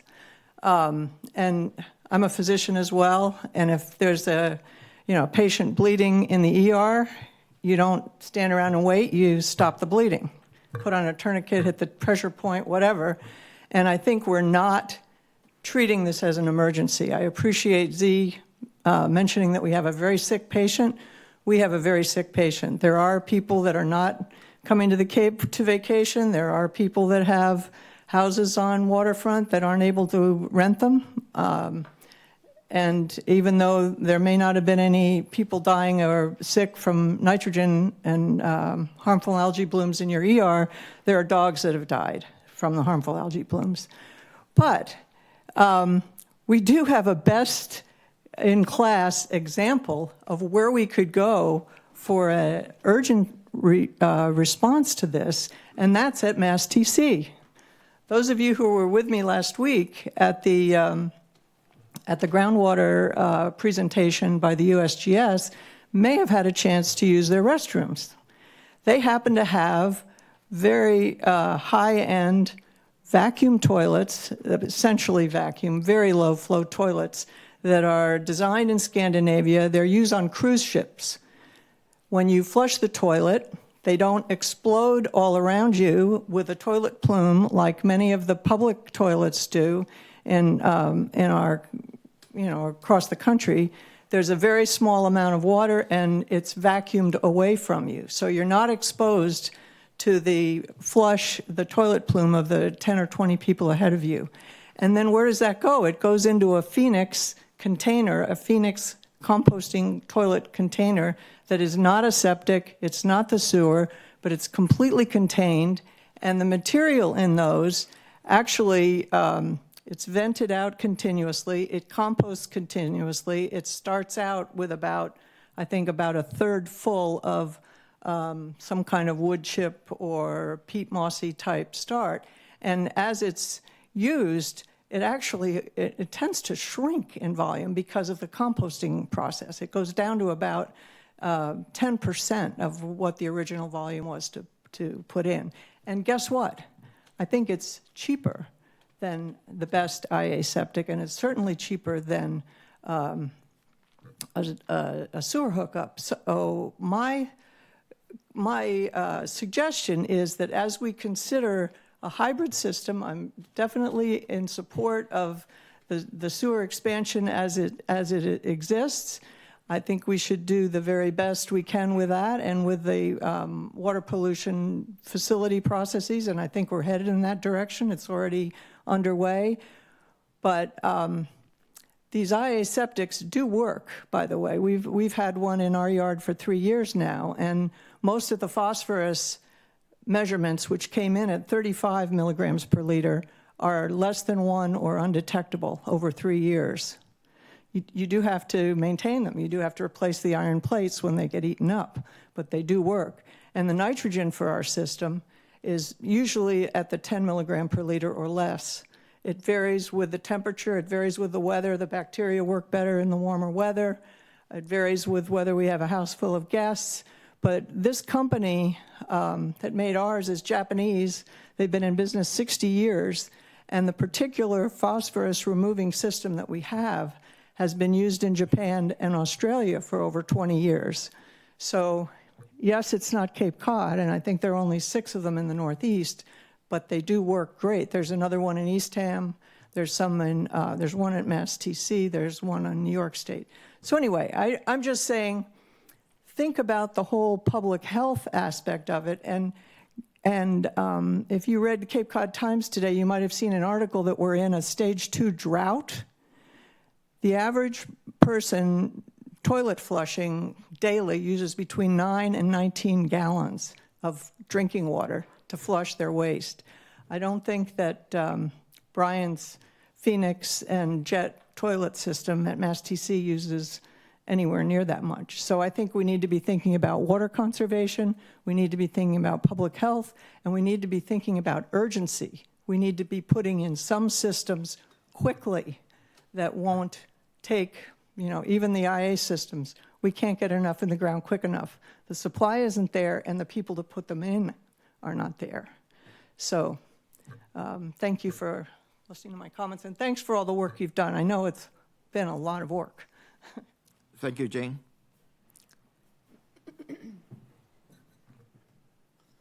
Hello, everybody. My name is Cliff Carroll, long-term Barnstable resident. My background is financing real estate for over 40 years, and in addition to that, I own a residential real estate company and a commercial real estate company. And I understand these effects. I actually moor my boat in Katuitt and see what's going on over there with the nitrogen loading. But I've also grown up here my entire life, and my concern, which covers many aspects, is water, and not just the nitrogen and the water that's in the harbors. It's actually our drinking water, our well water, our capacity of water. Ms. Ward just mentioned the fact we're still in a stage 2 drought. And we're in a time when right now, on one hand, we're in a stage 2 drought. We're trying to protect water. On the other hand, we're approving thousands of units of apartment buildings at a time when the town of Barnstable, or the Barnstable Water Company, wrote a letter to the town about hitting their maximum federal allowed pumping capacity. And yet we went ahead and still approved, 300, 600 units in that zone over behind BJ's. So I have a bunch of different questions here. Mr. Lee, I appreciate you pointing out the fact these denitrification systems don't pick up phosphate. They also, from what I understand, I don't think they take care of PFAS either, which is another major issue. and correct me if I'm wrong, if I thought that's what you said. So I have just a bunch of different points to make, and then I'll sit down and let everybody else speak. But I think one of the first things, the way that this rule has been written is very broad. It's also very expensive to our town of Barnstable. The town of Wellfleet, I believe there's a gentleman here from Wellfleet, the town of Wellfleet rammed through IA guidelines about a year ago, and last October they rescinded them. And the reason they rescinded them was to minimize unnecessary burdens on property owners, the community, including potential impacts on year-round housing. They had an issue where it was going to actually hurt the ability for housing because it was going to cause issues with the ability to build more space. In July, the Select Board asked the Board of Health to pause those rules, citing the unsustainable burden placed on residents by the upgrade requirements, one of which was a best available nitrogen clause, which we have in our proposed Barnstable guideline here. I believe there's a pretty significant difference in pricing between best available and just a general system versus a nitrate versus a IA system versus the denitrification system. The questions that I do have for the authors of this, I guess, or at least for the board to think about, is the economic effects of this. When you start putting guidelines in that not only talk about within 1,000 feet, it went from 500 to 1,000 feet, and then it went into a clause which actually talks about, it names the properties within 1,000 feet, it names properties that are on Little Island, Grand Island, Osterville, and then it says, and whose property is not identified to receive municipal sewer as part of Phase 1 or Phase 2 of the town of Barnstable's comprehensive wastewater. I don't know how many houses that takes into effect, but let's just say, for instance, it takes in 1,000 homes. That's going to shift at 1,000 homes at an estimated $50,000 a system, and I've been given estimates of 60 to 70 for the major denitrification system. That's $50 million just with 1,000 homes that we're shifting over to our homeowners. Same homeowners that just had the Barnstable County put in a luxury tax on any properties that sell over $1,000, still to be determined. But what I'm trying to say is this is going to affect real estate and our economy in many ways. We're going to add a $50,000 mandatory septic system to a property that's going to get hit for possibly a $10,000 to $40,000 transfer tax. That transfer tax doesn't address our water. And again, I'm going to go back to water, and I'm almost done, believe it or not. How many houses are we talking about? Is there a list of all the people that will be affected? The way this is written, does it really mean every single property that's not within Phase 1 or Phase 2? The apartment buildings, we have thousands and thousands of those units. Yes, they're going on town sewer, but we have PFAS starting to show up. Recycled PFAS is coming out of our wastewater plant and starting to show up in our wells. We have a major issue with PFAS. We have a major issue with phosphate. What is the time frame that we're looking at here? I've watched almost every single wastewater management meeting, and it seemed to be a mad rush to check off this workshop, take these proposals, include the Board of Health in the process, and then move it to Town Council for an adoption of these rules. I think it's very premature to do this without identifying the economic cost to the citizens of Barnstable. Where Mr. Crocker brought up, he said that we're putting in systems that are guaranteed to pollute. I don't believe there are any denitrification systems that are guaranteed to remove all of the denitrification of the nitrate. The sewer, again, is still pumping PFAS, or beginning to pump PFAS back into our watershed.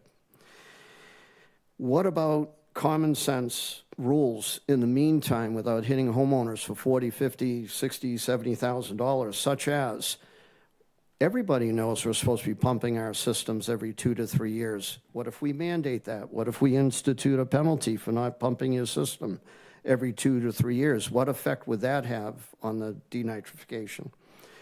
What about folks that need some of that $50,000 to install maybe water filtration systems to protect them against the other chemicals that these denitrification systems do not remove? We're working on this for the embayments, and again, Z, I totally agree with what's going on with the nitrogen loading. At the same token, about 4 miles up the shoreline at Kite Beach in Falmouth, the town of Falmouth is 95% of the way through their permitting to install a 2,000-foot-long outfall pipe that's going to dump into Nantucket Sound, up gradient of Wacoit Bay, Pompanesett Bay, Cotuit Bay. In addition to that, their permit is calling for 3 million gallons per day of treated affluent to be dumped in Nantucket Sound right up the coastline from there. In addition to the water, we have allowed one transformer substation to be built in Independence Park right over our Mary Dunn Wells wind farm transformer. You have another 125,000 gallons of a transformer substation ready to go on Shoe Flying Hill, top of the well fields, abutting with Quacket Lake, the source of our drinking water. And you have a third proposed transformer substation, which is supposedly going to be over 200,000 gallons of water up at the fire tower in West Barnstable on the side of Route 6A over our well fields. I think that we need to address apartments, transformer substations in our well fields. We definitely need to address the denitrification systems, but we also need to pay attention to our drinking water, and we need to kind of stop making the issue worse and worse and worse by allowing some of these large projects to be permitted. On the last token, everybody's saying, I've heard the word marginal used multiple times here for the estimated cost of these systems. I don't think that $50,000, $60,000, $70,000 is a marginal cost for the retired folks that are now getting hit for a luxury tax when they sell their home. In addition to that, they're going to be forced one way or the other, seller or buyer is going to have to pick up the cost of doing these denitrification systems. And with your Aqua Fund, if you do the math and you take a $50,000 system and say they're able to get the Aqua Fund loan, which makes everything easy, if you take the Aqua Fund, it runs at 14% interest. The loan is a 20-year loan. If you take $50,000, you pay it off at 14%. What's that? I'm just looking at the brochure. It says right in it, 14%. I'm sorry? Brian runs the program. Okay, well, I was looking at 14%, but either way, if the brochure was accurate, and I'm glad to hear the interest rate is less, a $50,000 loan over 20 years, you pay back $150,000. So we have multiple issues. We really need to address water in addition to nitrate, and this is a very expensive one-purpose solution that doesn't take care of our PFAS and our water and our wells and our substations. Thank you. And I do appreciate everything that everybody has done. Thank you. Thank you.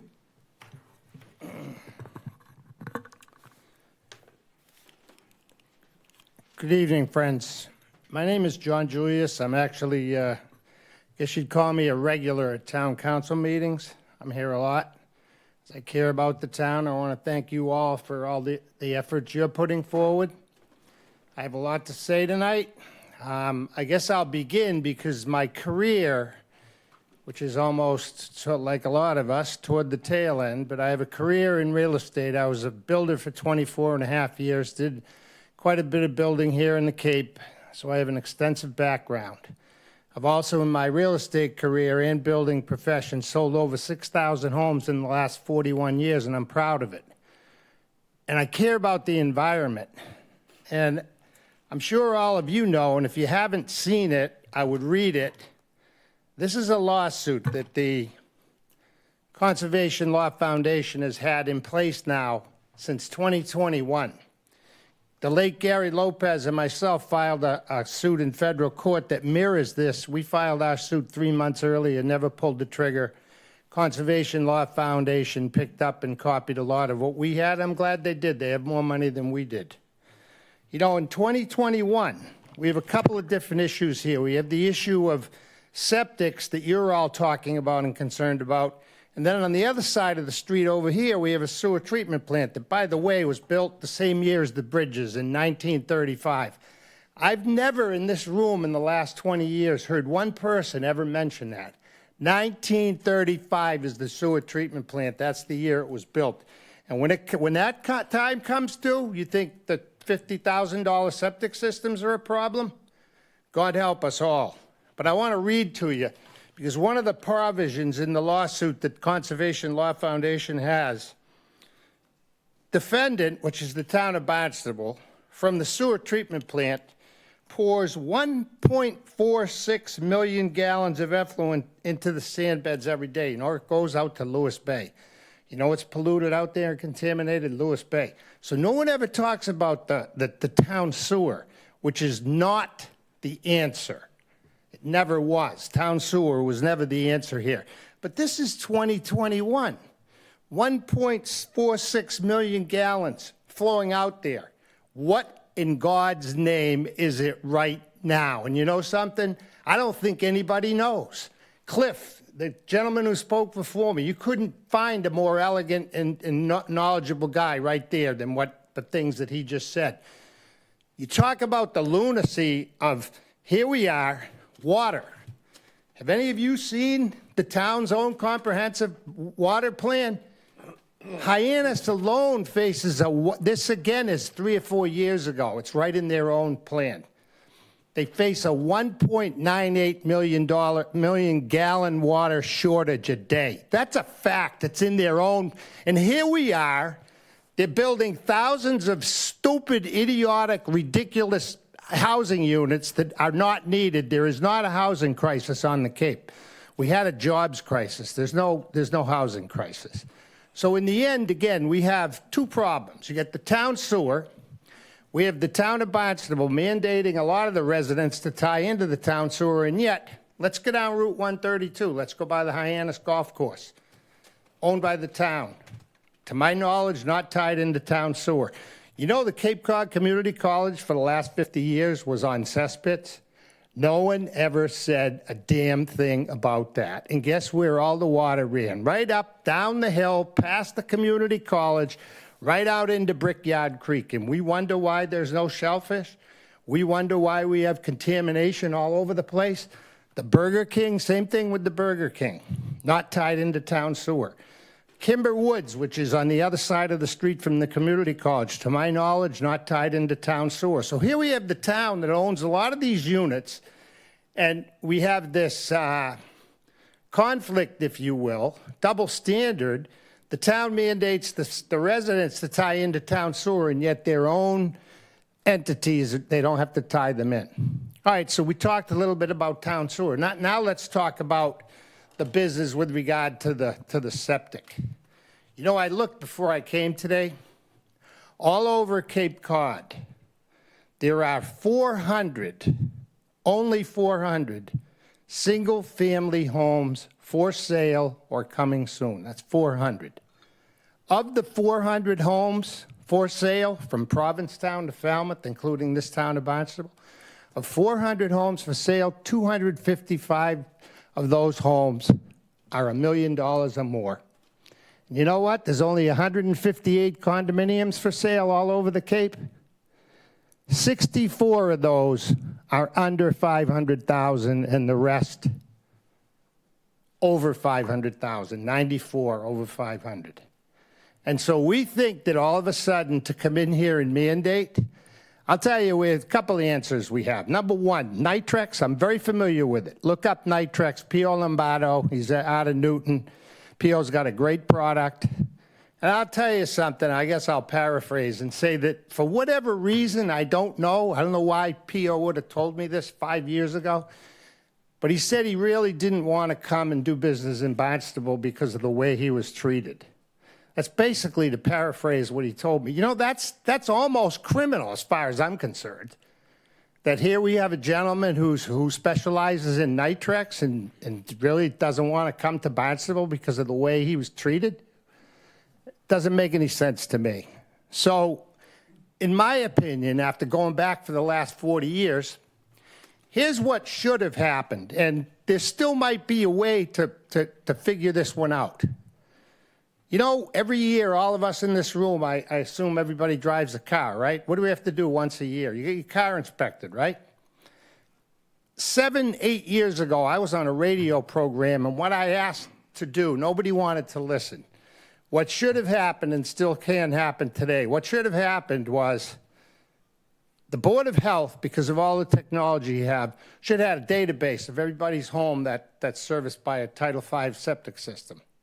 And what should have happened was the Board of Health should have mandated that septic system be inspected right now. We'll give you 18 months to do it, and 18 months from now, if you haven't provided a certificate that shows us that you inspected your septic system, we're going to start fining you $500 a day.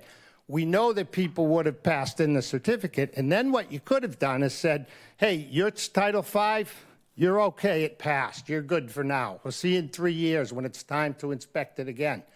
Yours, Mr. Horsley, your septic system, it failed. We're going to give you 12 months to repair the failed septic system. You see, what the problem here has been for the last 40 to 50 years is there was no kind of mechanism or accountability in place. And again, that would have helped begin to resolve. But now all of a sudden coming in here to mandate very expensive systems for people, not only is it unfair, you're going to cream people economically. So I'm here today just to try to help try to figure out a better, more inexpensive way for homeowners. Because homeowners right now with insurance and everything else, they're getting creamed. And right now, real estate, basically, for all practical purposes, is almost dead because it's become too expensive for a lot of people. So you got the people wanting to sell a home, they can't sell it. So thank you for your time, and I do hope as we go into the future that somebody can find some sort of mechanism that says, you know what, we got to figure this out. We can't be having people be stabbed with a $60,000, $70,000, $80,000 tab. They can't afford it. Thank you. Thank you. Yeah, I'll just quickly respond to all very good comments and questions, but I do want to clarify the pumping of systems and the inspections, which is a really good thing to do for make sure they don't fail hydraulically, does not help us with the nitrogen issue, unfortunately. We're all for trying to find the least expensive way to do this, and we're going to keep looking at that, but inspecting and pumping systems does not reduce nitrogen, but it does help from systems failing hydraulically, which is a public health issue. So just a point of clarification. Hi, my name is Ken Barron. I've lived in Cape Cod for over 50 years, raised 4 kids here. I've got 2 grandchildren still living on Cape Cod. So I speak not only for myself personally, but I'm sure you all are in similar circumstances here.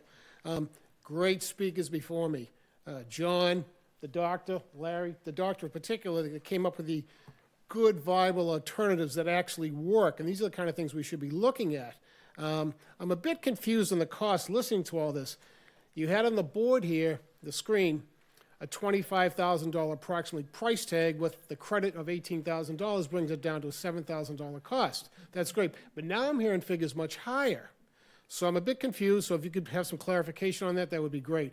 Also, you're talking about the nitrogen removal system, but you keep throwing the Title V in there. You say they should get the Title V, then add on if they need to upgrade, then go put on the nitrogen removal system. Why wouldn't you just go from a problem to straight to the solution of a nitrogen removal system? That would save a lot of money. But when I'm hearing prices like $70,000, $60,000, $50,000 from the nitrogen removal system, again, a little clarification would be great. This should have been thought about decades ago, and in no way do I refer to the people on the board or anybody in the engineering committee. I mean, after all, we put a man on the moon in 1969. This should have been thought then, okay? It's not rocket science, quote unquote. The overbuilding, which has been brought up, it's going to create a huge problem. The 40B program, not that this is an issue here, but that's a real issue. What else do I have? What mention? Yeah, the cost confusion, and the $64 question I have is, if somebody does go ahead and put this nitrogen removal system in, the latest and the greatest system, and this is a tough question, and I know nobody can answer this in this room or anywhere, somewhere down the road, is that not going to be good enough and we have to replace that system? Because this is going to become an overburdening cost to homeowners. We need to find a final solution. If you don't think you have it right now, maybe we should hit the pause button and find out what is the best system that's going to last for many, many years, decades, okay? The sooner the better we solve this problem, I'm 100% agreement with, but let's not rush to it and say, oops, that's not good enough, let's do this, okay? Thank you. Thank you. Hi, Sam Wilson, resident of the Hyannis area. I just have two quick questions. One of them, I know currently Title V exempts a family transfer or inheritance of a property. Would that still be in effect, or exempts from having to do a testing on a transfer of property? Would this process still exempt that, or are we going to also say, hey, property's transferring no matter what, you have to now test? So it's very unclear in the rules as currently written. And the second one is, and this may be one more for Z at the end of the day, these bioreactive systems, if someone's coming down here using them on the weekends, seasonally, maybe only using them for a month or two in the summer, how long do they take to kick into effect and work again? Because if you've got people coming down using this, using the house on the weekends and the shoulders, it sits empty all winter, how much are we going to flow through that system still while it waits to kind of reactivate? And maybe it actually becomes extremely ineffective due to the lack of use of it. So those are my two questions. Thank you. So I can answer the first one about the property transfer. That answer is completely up to the town. This was debated in Tisbury, it was debated in Wellfleet. The town can decide whether they want to provide that same exemption on the rule, so that's up to the town. There's no state law that would mandate one way or the other. And I think that exemption was carried through, I believe, in Tisbury as well. So, and what was the second one was? Seasonal use, yeah. So Brian Baumgartel's group has done a study on this. If he wants to speak to it, welcome. Also, some of the vendors have been looking at this, Nitro. There are ways to get the system going in the spring if it's a known seasonal use, although even if you don't, the annual loading is not significantly different. That's my understanding of the studies that have been done, but there has been some work done on that, and we could certainly provide more specific data on that to the board at some point. But title transfer, I think you may still need to do the septic inspections, no?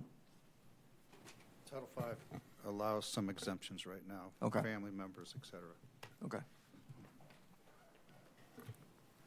Well, good evening, and thank you for having this meeting. My name is Mark Nelson. I live in West Barnstable, and I appreciate the work that the Comprehensive Water Planning Committee has been doing and making this suggestion for nitrogen treatment in areas very close to the estuaries, because I think it is an opportunity for good success, and it's proposing this in areas that aren't part of the current sewer plan, if I understand things correctly. So we've got the properties that have nitrogen going into the ground having the most immediate effect on our coastal estuaries, and we can manage that. And I know there's a lot of questions about the performance of these IA septic systems.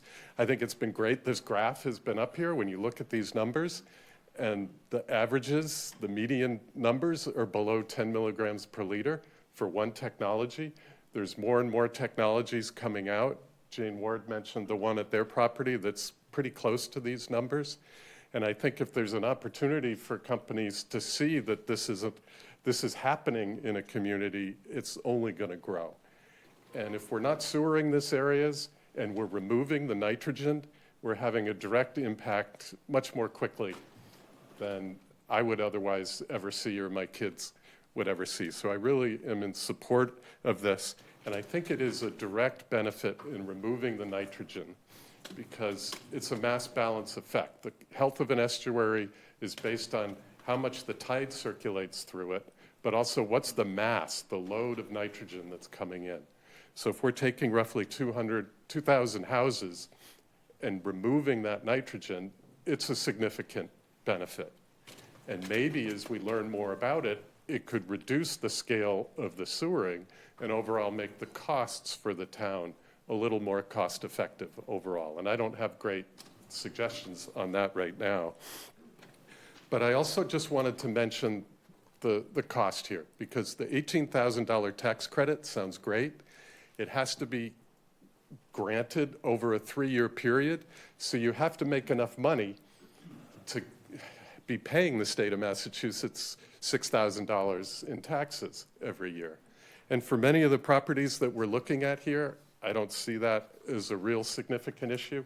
But I think looking at the other opportunities through the state revolving fund to get a loan for that with the forgiveness for the Cape Cod and Islands Water Protection Fund and some of those options, and making it more of a community-funded event for people that can't get the tax credit can do a lot. And I think we're going to find these costs can be manageable over time. And I think some of the slides showing the cost of the sewer long-term versus this makes it worth really looking at. And I appreciate the Board of Health's consideration of it. So thank you. Thank you. Hello. The hour's late. I'm going to be brief. I'm not an engineer and I'm not a doctor. I'm just a resident homeowner, and I appreciate the chance to come give you my view. I have some copies of my comments, which is going to help me be brief. First, I've watched a number of your meetings. You're very thoughtful, and I appreciate the work that you do. For the minutes, can we have the name? A name, Heather Hunt, and I live in Osterville. I live in a little house in Osterville. It's actually smaller than my neighbor's second garage, so I'm sort of like one of those, but I'm in the pink. I personally have been working since I was a kid, and I'm kind of frugal, so I have a little cash under my mattress. I personally would be willing to spend money on an alternative system to help the community and the future of the Cape. I do appreciate, however, all the comments about affordability and means to help people who might not be in my situation to afford it or to mitigate those costs over time. When I listened to, Z, I'm not sure if it was you, talking about sort of triggers or priorities, I wanted to come share with you my immediate thought when I saw this proposal, and that is, in my experience, the town of Barnstable has deliberately, willfully, knowingly, consistently ignored our occupancy code. And so, you know, I've had the experience of living near Airbnbs. I have 2 now kind of proximate to me. So I live in my home by myself that has 3 bedrooms, and I have that sort of use. It might be in the category of why me.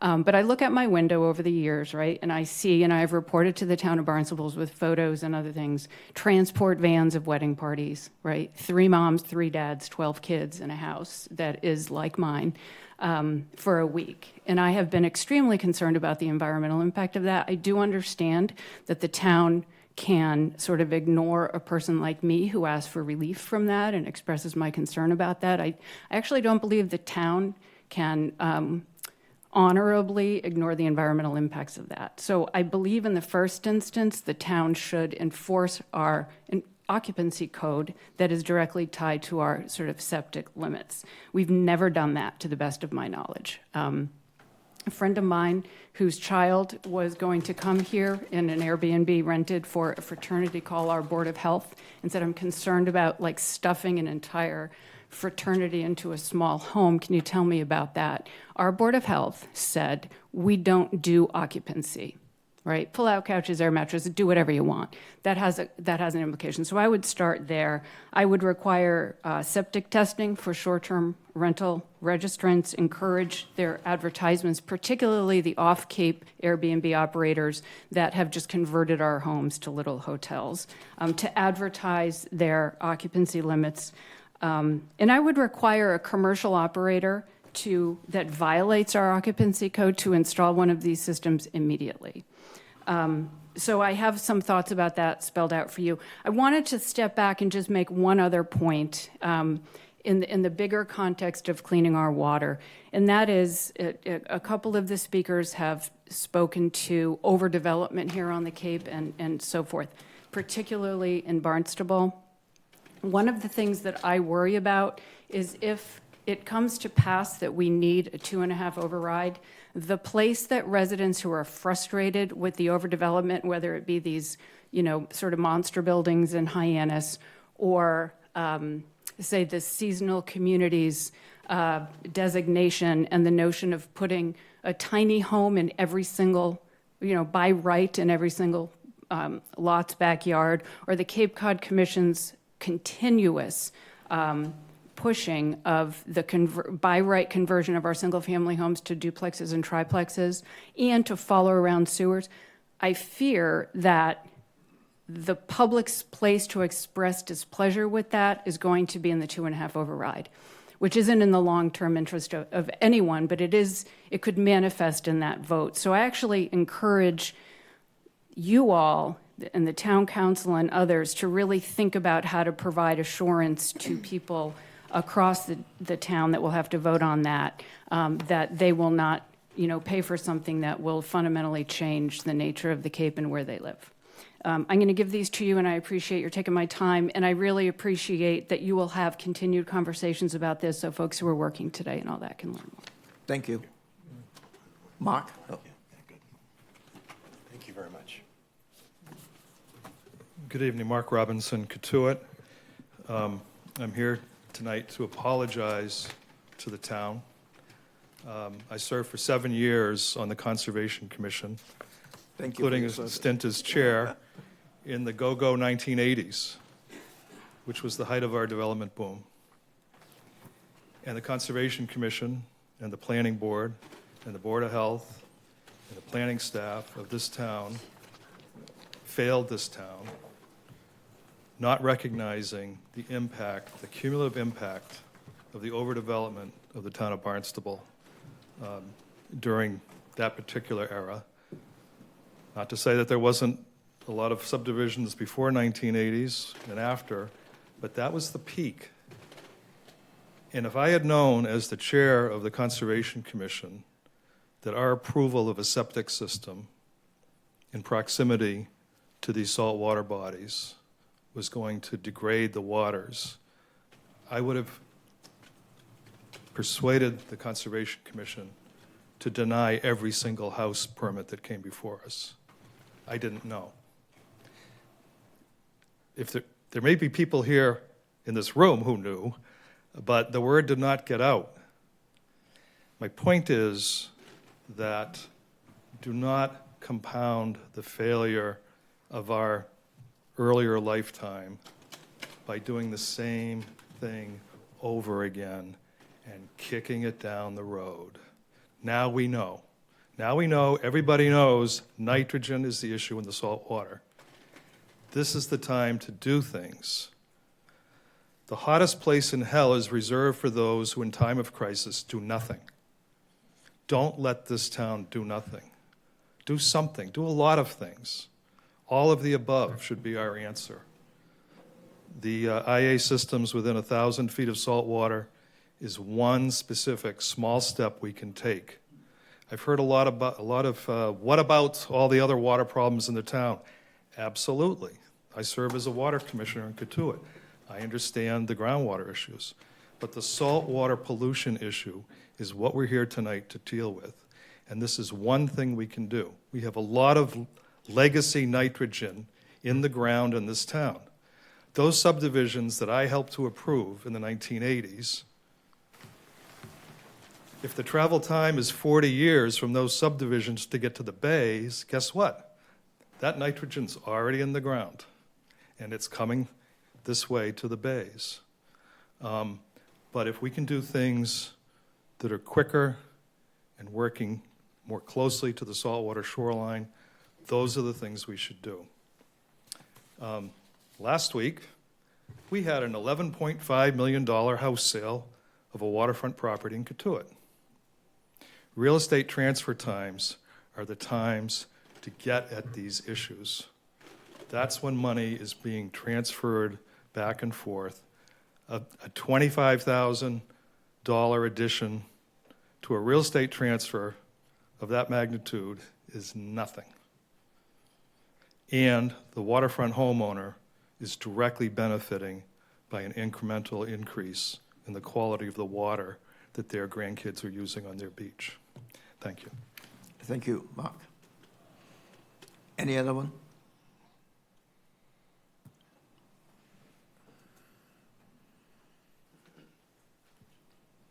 Hello, my name is Nancy Trafton, and I apologize. I was 8 minutes late for the meeting, and I might have missed some information that could be useful to me.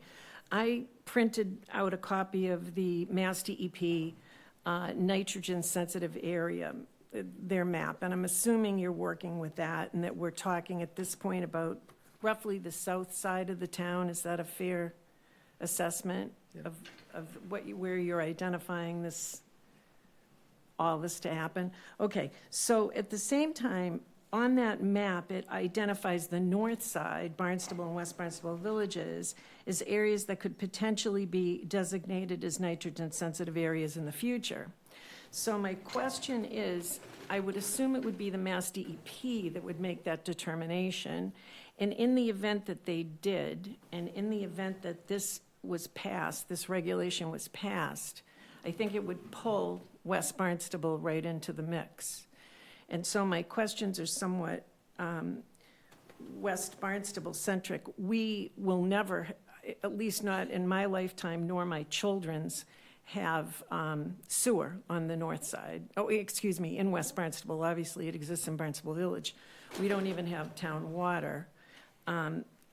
Considering where water bodies, not being 100% clear on how you define water bodies, this has some personal interest to me. My family treads lightly on 3.5 acres, 3 of us, but I am the lucky owner of 2, not 1, but 2 septic systems and 2 dwellings. And this could mean a significant amount of money in the event that this was passed. And one thing I'm really curious about is I understand the septic cost to individuals or sewage charges to individuals that are hooking up to sewers capped at 10, and a big percentage of, another big chunk of change is covered by taxpayers overall in the town of Barnstable. And so West Barnstable is helping people in other villages pay for hooking up to sewer. And I'm wondering if there's been consideration given to, and more than consideration, if a mechanism is going to be developed to put something in place to help pay for the installation of these upgraded septic systems within places like West Barnstable, should that occur, because it only seems equitable. And in addition to that, I know maybe not as large a concern as septic systems. I worry about fertilizer. And I know there are regulations relative to the use of fertilizer in Barnstable, but I don't know whether they're being enforced. And I'm also curious if anyone's given any consideration to banning the use of fertilizer for anything other than farming. People fertilize their lawns, then they use tons of water watering them, and on it goes. So that's basically, I thank everybody for their work. I understand this is a big problem. I understand it needs to be addressed. But I just wanted to bring this to your attention and ask you these questions. Thank you. Thanks. Did you get your name? It's Nancy Trafton, West Barnstable. Thank you.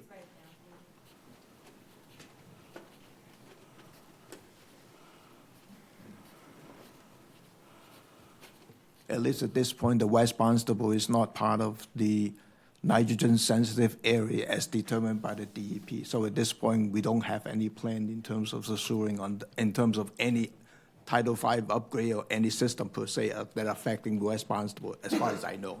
Right, but the way this is drafted, should they pull it into the fold, this would be... This is only a proposed language. There's a few more steps to define what the detail and all that stuff. Well, I just wanted to bring that to your attention. No, I agree. Thank you. Brian?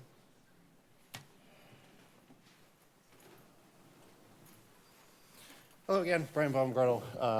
I just wanted to set the record straight on one particular point that was brought up. There were a lot of great points brought up, and there's a lot of science to be talked about, but really specifically with relation to the Aquafund program. The interest rate that was quoted earlier is incorrect, and I want to set the record straight on that. For projects which are within watershed areas where the town deems that there's a nitrogen problem, we offer a 0 to 4% interest rate for those loans. 14% is the default rate, and that's set by Massachusetts statute because it's a betterment loan. How do you get a 0% loan? Well, if you fall below 120% of the area median income and you're within one of these watershed areas, you get a 0% loan. If you're between 120 and 180% of AMI, you get a 2% loan. If you're above 180% of AMI, you get a 4% loan. I don't know if you've looked at interest rates lately, but that's still much better than a market rate right now. So just wanted to set the record straight on that. And as always, happy to answer technical questions about on-site systems, but thank you. Thank you. I just, for the record, I handed Nancy Rogers the map that we have right now, but it's very important that we get this updated to show the road names. Right. I know that DPW and GIS are working on that. Thank you. Right. Yeah, I'll be up quick because I was here before. One question I have, just for clarification again about the money. We're talking, if the figures were correct earlier, that we're talking about $7,000, maybe $10,000 for this new nitrogen removal system, which should solve the problem, supposedly. That seems to be a lot cheaper per homeowner than a proposed up to $20,000 hookup to the town sewer system, which is, over a 30-year period, is going to cost tens of billions of dollars. Why wouldn't we just skip the sewer project and go directly home by home and say, it's going to cost you 10 grand to upgrade, there you go. Just a proposal, something to think about. Thank you. I'll just give a quick answer to that. So we need the sewer that's planned in part because of density. Okay. The IAs alone won't solve the problem, okay? For the Higher density. density areas, certainly metro Hyannis, is that the right term? And out Route 28 where it's being built, that just makes total sense. It's the most cost-effective way to go. Some of the outlying areas, we're talking with the DPW, and we'll be talking with the town council about the phase 3 of the sewer.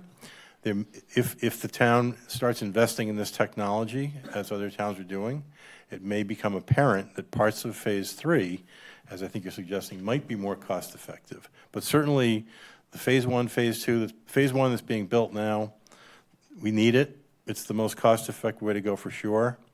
But I think your comment might be something that could be looked at out there, and that is what we're talking about. Yeah, I could see commercial buildings, apartments, but even if you get single-family homes in a neighborhood, if they could all put in the nitrogen removal system, and they were designed for a sewer system, perhaps you consider saying, hey, we really don't need to go down this road because as long as we require these people to put in a nitrogen removal system at a lesser cost and less disruption and save billions of dollars. But just a proposal. Thank you.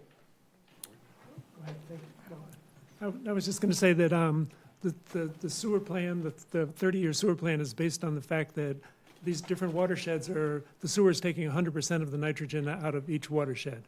So if we start moving to nitrogen removal systems, we're going to have to rejigger their whole, the whole area, phase 1, phase 2, and phase 3. Because the sewer system will take all of that nitrogen and take it to Hyannis. And they'll treat it down to 3 milligrams per liter.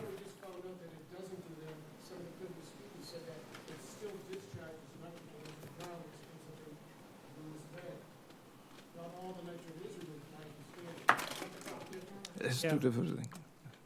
But okay. Just a quick point about the sewer system, that a single sewer treatment plant is a good place to put concentrated, a single point of both nitrogen removal and then phosphorus removal and then PFOS removal. Systems we would not want to have to pay for putting individually into each of our houses. But so for phase 1, phase 2, I think it still makes sense. one thing I just want to clarify something that maybe you have it correct, but I just want to make that corrections. When Scott talked about the IA system costs, if you look at, remember the charts, he mentioned about the standard Title V between 25 to 30,000 on that basis. If you add a IA system, that's another 25,000 on top of that amount if you have to replace your Title V systems. He mentioned on that on the slide, he's mentioned about $18,000 as a tax credit. That means you still have to pay that 25 first, and then you can claim over 4 years through your income tax to take that credit. And so the difference between 25 and the 18 is 7,000 difference. That's what he making that difference there. So in some lots, you may not have the space to have your IA system in between the septic systems and the leaching field. So it's site by site to make the final determination on the total cost. That's a general number in terms of just to flow it out there. I always like it when Tom checks my calculations. Do you want to come up and speak because you're not on the mic in there? So can somebody go from where they are now, Title V, and just go straight to the brand-new nitrogen removal system? Even if this is, can you just completely bypass the Title V? So if there's a problem with the Title V down the road, you don't have to deal with it. So there's a way to go from your house to a nitrogen removal system, and you're good to go, and just bypass the existing Title V. Is that possible? It's not bypass, but connect to it. That's exactly what happened in Schubel's Pond, the study that we were both talking about. Those were all existing homes with a septic tank and leach field. In each case, a nitrogen-reducing system was added to it. Do you need to add to it, or can you just have it separately? No, add to it. Add to it. So if your Title V fails at some point in time, you have to replace that as well to go into the nitrogen removal system. Okay, And by the way, that's one other good point we didn't mention. Actually, Brian Bumgartel mentioned it. The other advantage to these systems other than nitrogen is the solids that come out of here are much lower.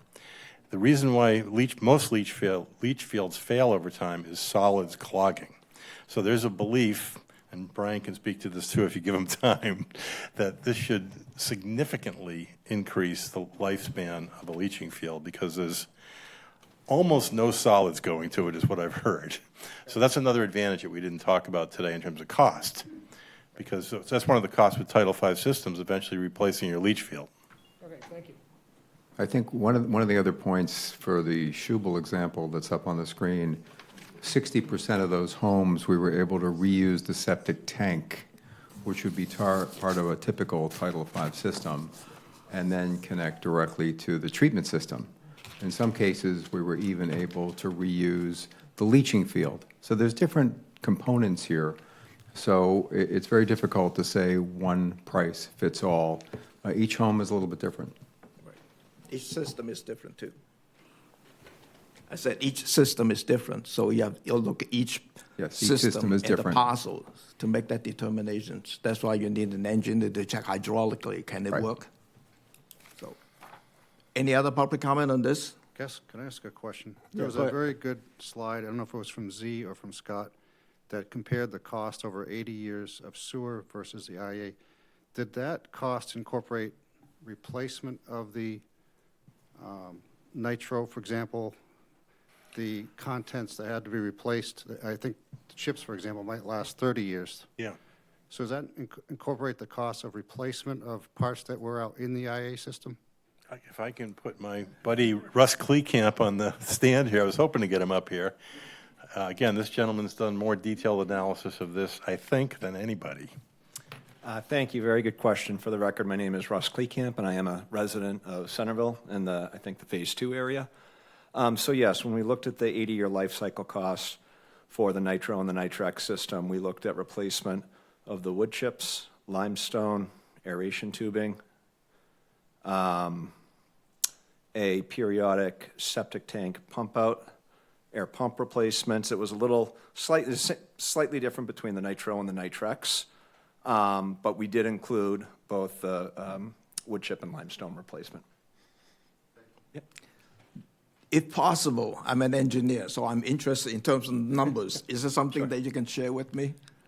Sure. A very interesting study. For the first probably 23 years of my career, I worked on municipal sewer design. Right. In fact, I did a lot of the modeling for the sewers in Mashpee 20 years ago. I knew how deep the pipes were going to be, and we're just putting those in now. And really digging into this, one of the main questions, concerns of Wellfleet are these nitrogen removing systems a cost-effective approach for dealing with wastewater? A lot of the concern from the town, a lot of the outcry for, it's not sustainable, these are $70,000, $100,000, we hear all sorts of numbers, is that a lot of those were residents within the established sewer area. So the concern was, am I going to have to spend $60,000, $70,000, $80,000 now and then connect to a sewer? Which that has since relaxed. I believe in Falmouth they're looking at if there is new construction within a sewered area, they're granting some time frame for that nitrogen removing system. Basically, as long as you're achieving the 10 milligrams per liter, or the 7.6, or those good numbers that we're getting, we deem that system to be operating. Once it fails, connect to your sewer system. So the big thing that we looked at in Wellfleet was, at the time, a comparison of a wastewater alternative that included a small sewer system and a large component of nitrogen reducing systems, and then compared that to a full sewer layout. We did have to use the planning numbers from Mass DEP indicating a 26.25 nitrogen concentration coming out of the septic tank, and then being treated down to 10 milligrams per liter, which is the provisional approval status. But with figures like this that we're looking on the slide, and then also the manufacturers of the nitro system are also here. They shared some of the numbers for Wellfleet, what that influent concentration was, and that average was 103 milligrams per liter. So when we start to see the data coming in saying that the removal, that the influent is this high and we're getting down to here, long-term what that means is the number of parcels can be reduced if that trend keeps up. So specifically for Wellfleet, and again, Barnstable is a little different. You have a larger system, larger treatment facility, geographic layout. The capital costs, which is just the construction costs, based on a full sewer alternative with 1,972 parcels, was roughly $111,000. The two systems looked at in Wellfleet were Nitro and Nitrex. Nitro was estimated at approximately $53,000 for capital cost. Nitrex was at $70,000 for a capital cost. And again, that's an average estimated planning number, meaning every site is different. We have to look at that, look at what the complexities are for the sites. And then we factored in the O&M costs, the life cycle costs for this. We made a few references to an automobile earlier. These septic tanks are going to last as long as you take care of them. Have you ever been in someone's car and every light on the dashboard is on? Low tire pressure, check oil, check this. That car is not going to last 100,000 miles. If you take uber care of your car, it will last more than 100,000 miles. If you get your septic tank pumped every 3 years, if you're on top of the replacement mechanisms, what you're left with is just solid concrete products. You have concrete and you have PVC. These are going to last for a long duration of time. So the O&M costs, although one of the manufacturers, Nitrex, was a little higher capital cost, they use less electricity. So over the span of the 80 years, looking at the various frequencies of replacements for the air piping, the air pumps, the wood chips, the limestone, they both averaged out in the mid $80,000. We do have to make some final tweaks to those numbers, but we don't expect them to change wildly. When we looked at the combined costs for the full sewer option, they were at $179,000, almost $180,000 for an 80-year net present value. So being an engineer that's designed sewers all my life, when I start to see these numbers based by data, it starts thinking this is a cost-effective solution for nitrogen. Of course, the questions come up about PFAS, phosphorus, contaminants of emerging concern, and pharmaceuticals. What do we do about all this stuff? As this discussion was leading tonight, we had focused on the parcels that were waterfront. These are the main nitrogen concerns. Typically, as you get closer to the water, especially further out, your density homes become spread out more and more. As these homes are spread out, it becomes less cost-effective to do sewer. You got to put a lot of pipe in the ground. It's not a very tight, densely developed area. With regards to PFAS, pharmaceuticals, contaminants of emerging concern, we have to think about what we're doing now, which is nothing. That's going, what is the cost of doing nothing?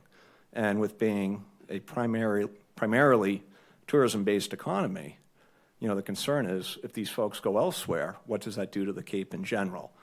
So it's a constant kind of in my head watching all this going on, talking to towns about wastewater, and then the next agenda item is a $90 million school replacement, and this is going on, and then a couple of years from now we're going to have new bridges being built.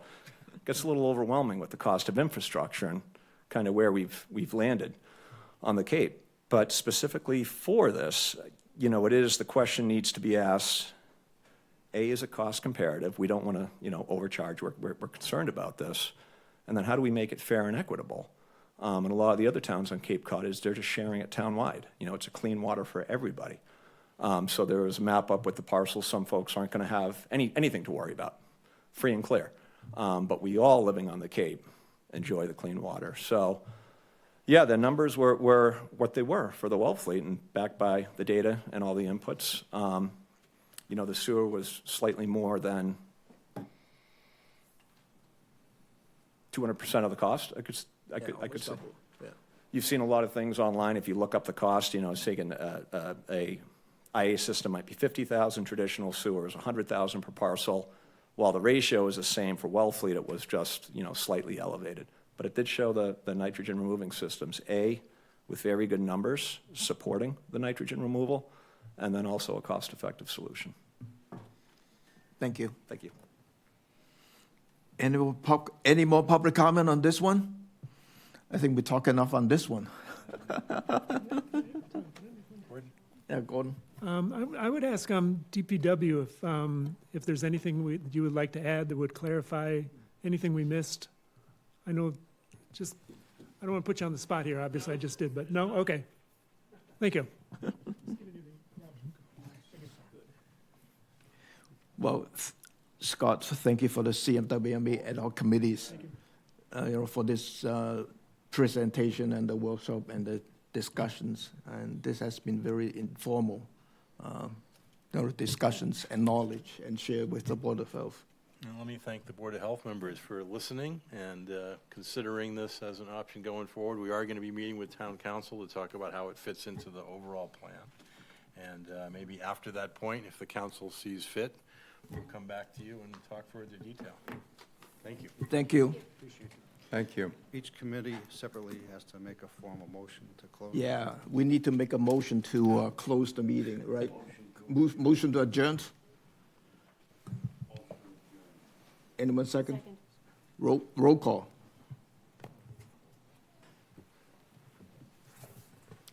Tom Lee, Yes. Dr. Lesko, Yes. Dr. Beer, Dr. Caniff, Dr. Waller. Thank you. All right. No, Can you still have we- you just have to close this meeting and then you can Right, go yeah, and we do have to that. close this meeting Motion- and then motion go to over to that meeting. I know, it's confusing. So a motion to close this joint meeting with the Board of Health. So moved. Second. All right. And I'll do this real quick. Tom Cambereri? Yes. Chris Clark? Yes. Z. Crocker? Yes. Scott Horsley? Yes. Brian Hughes? Luis O'Neill? Butch Roberts? And Counselor Starr? Yes. All right, cool. We are adjourned for this meeting for the CWMP ad hoc.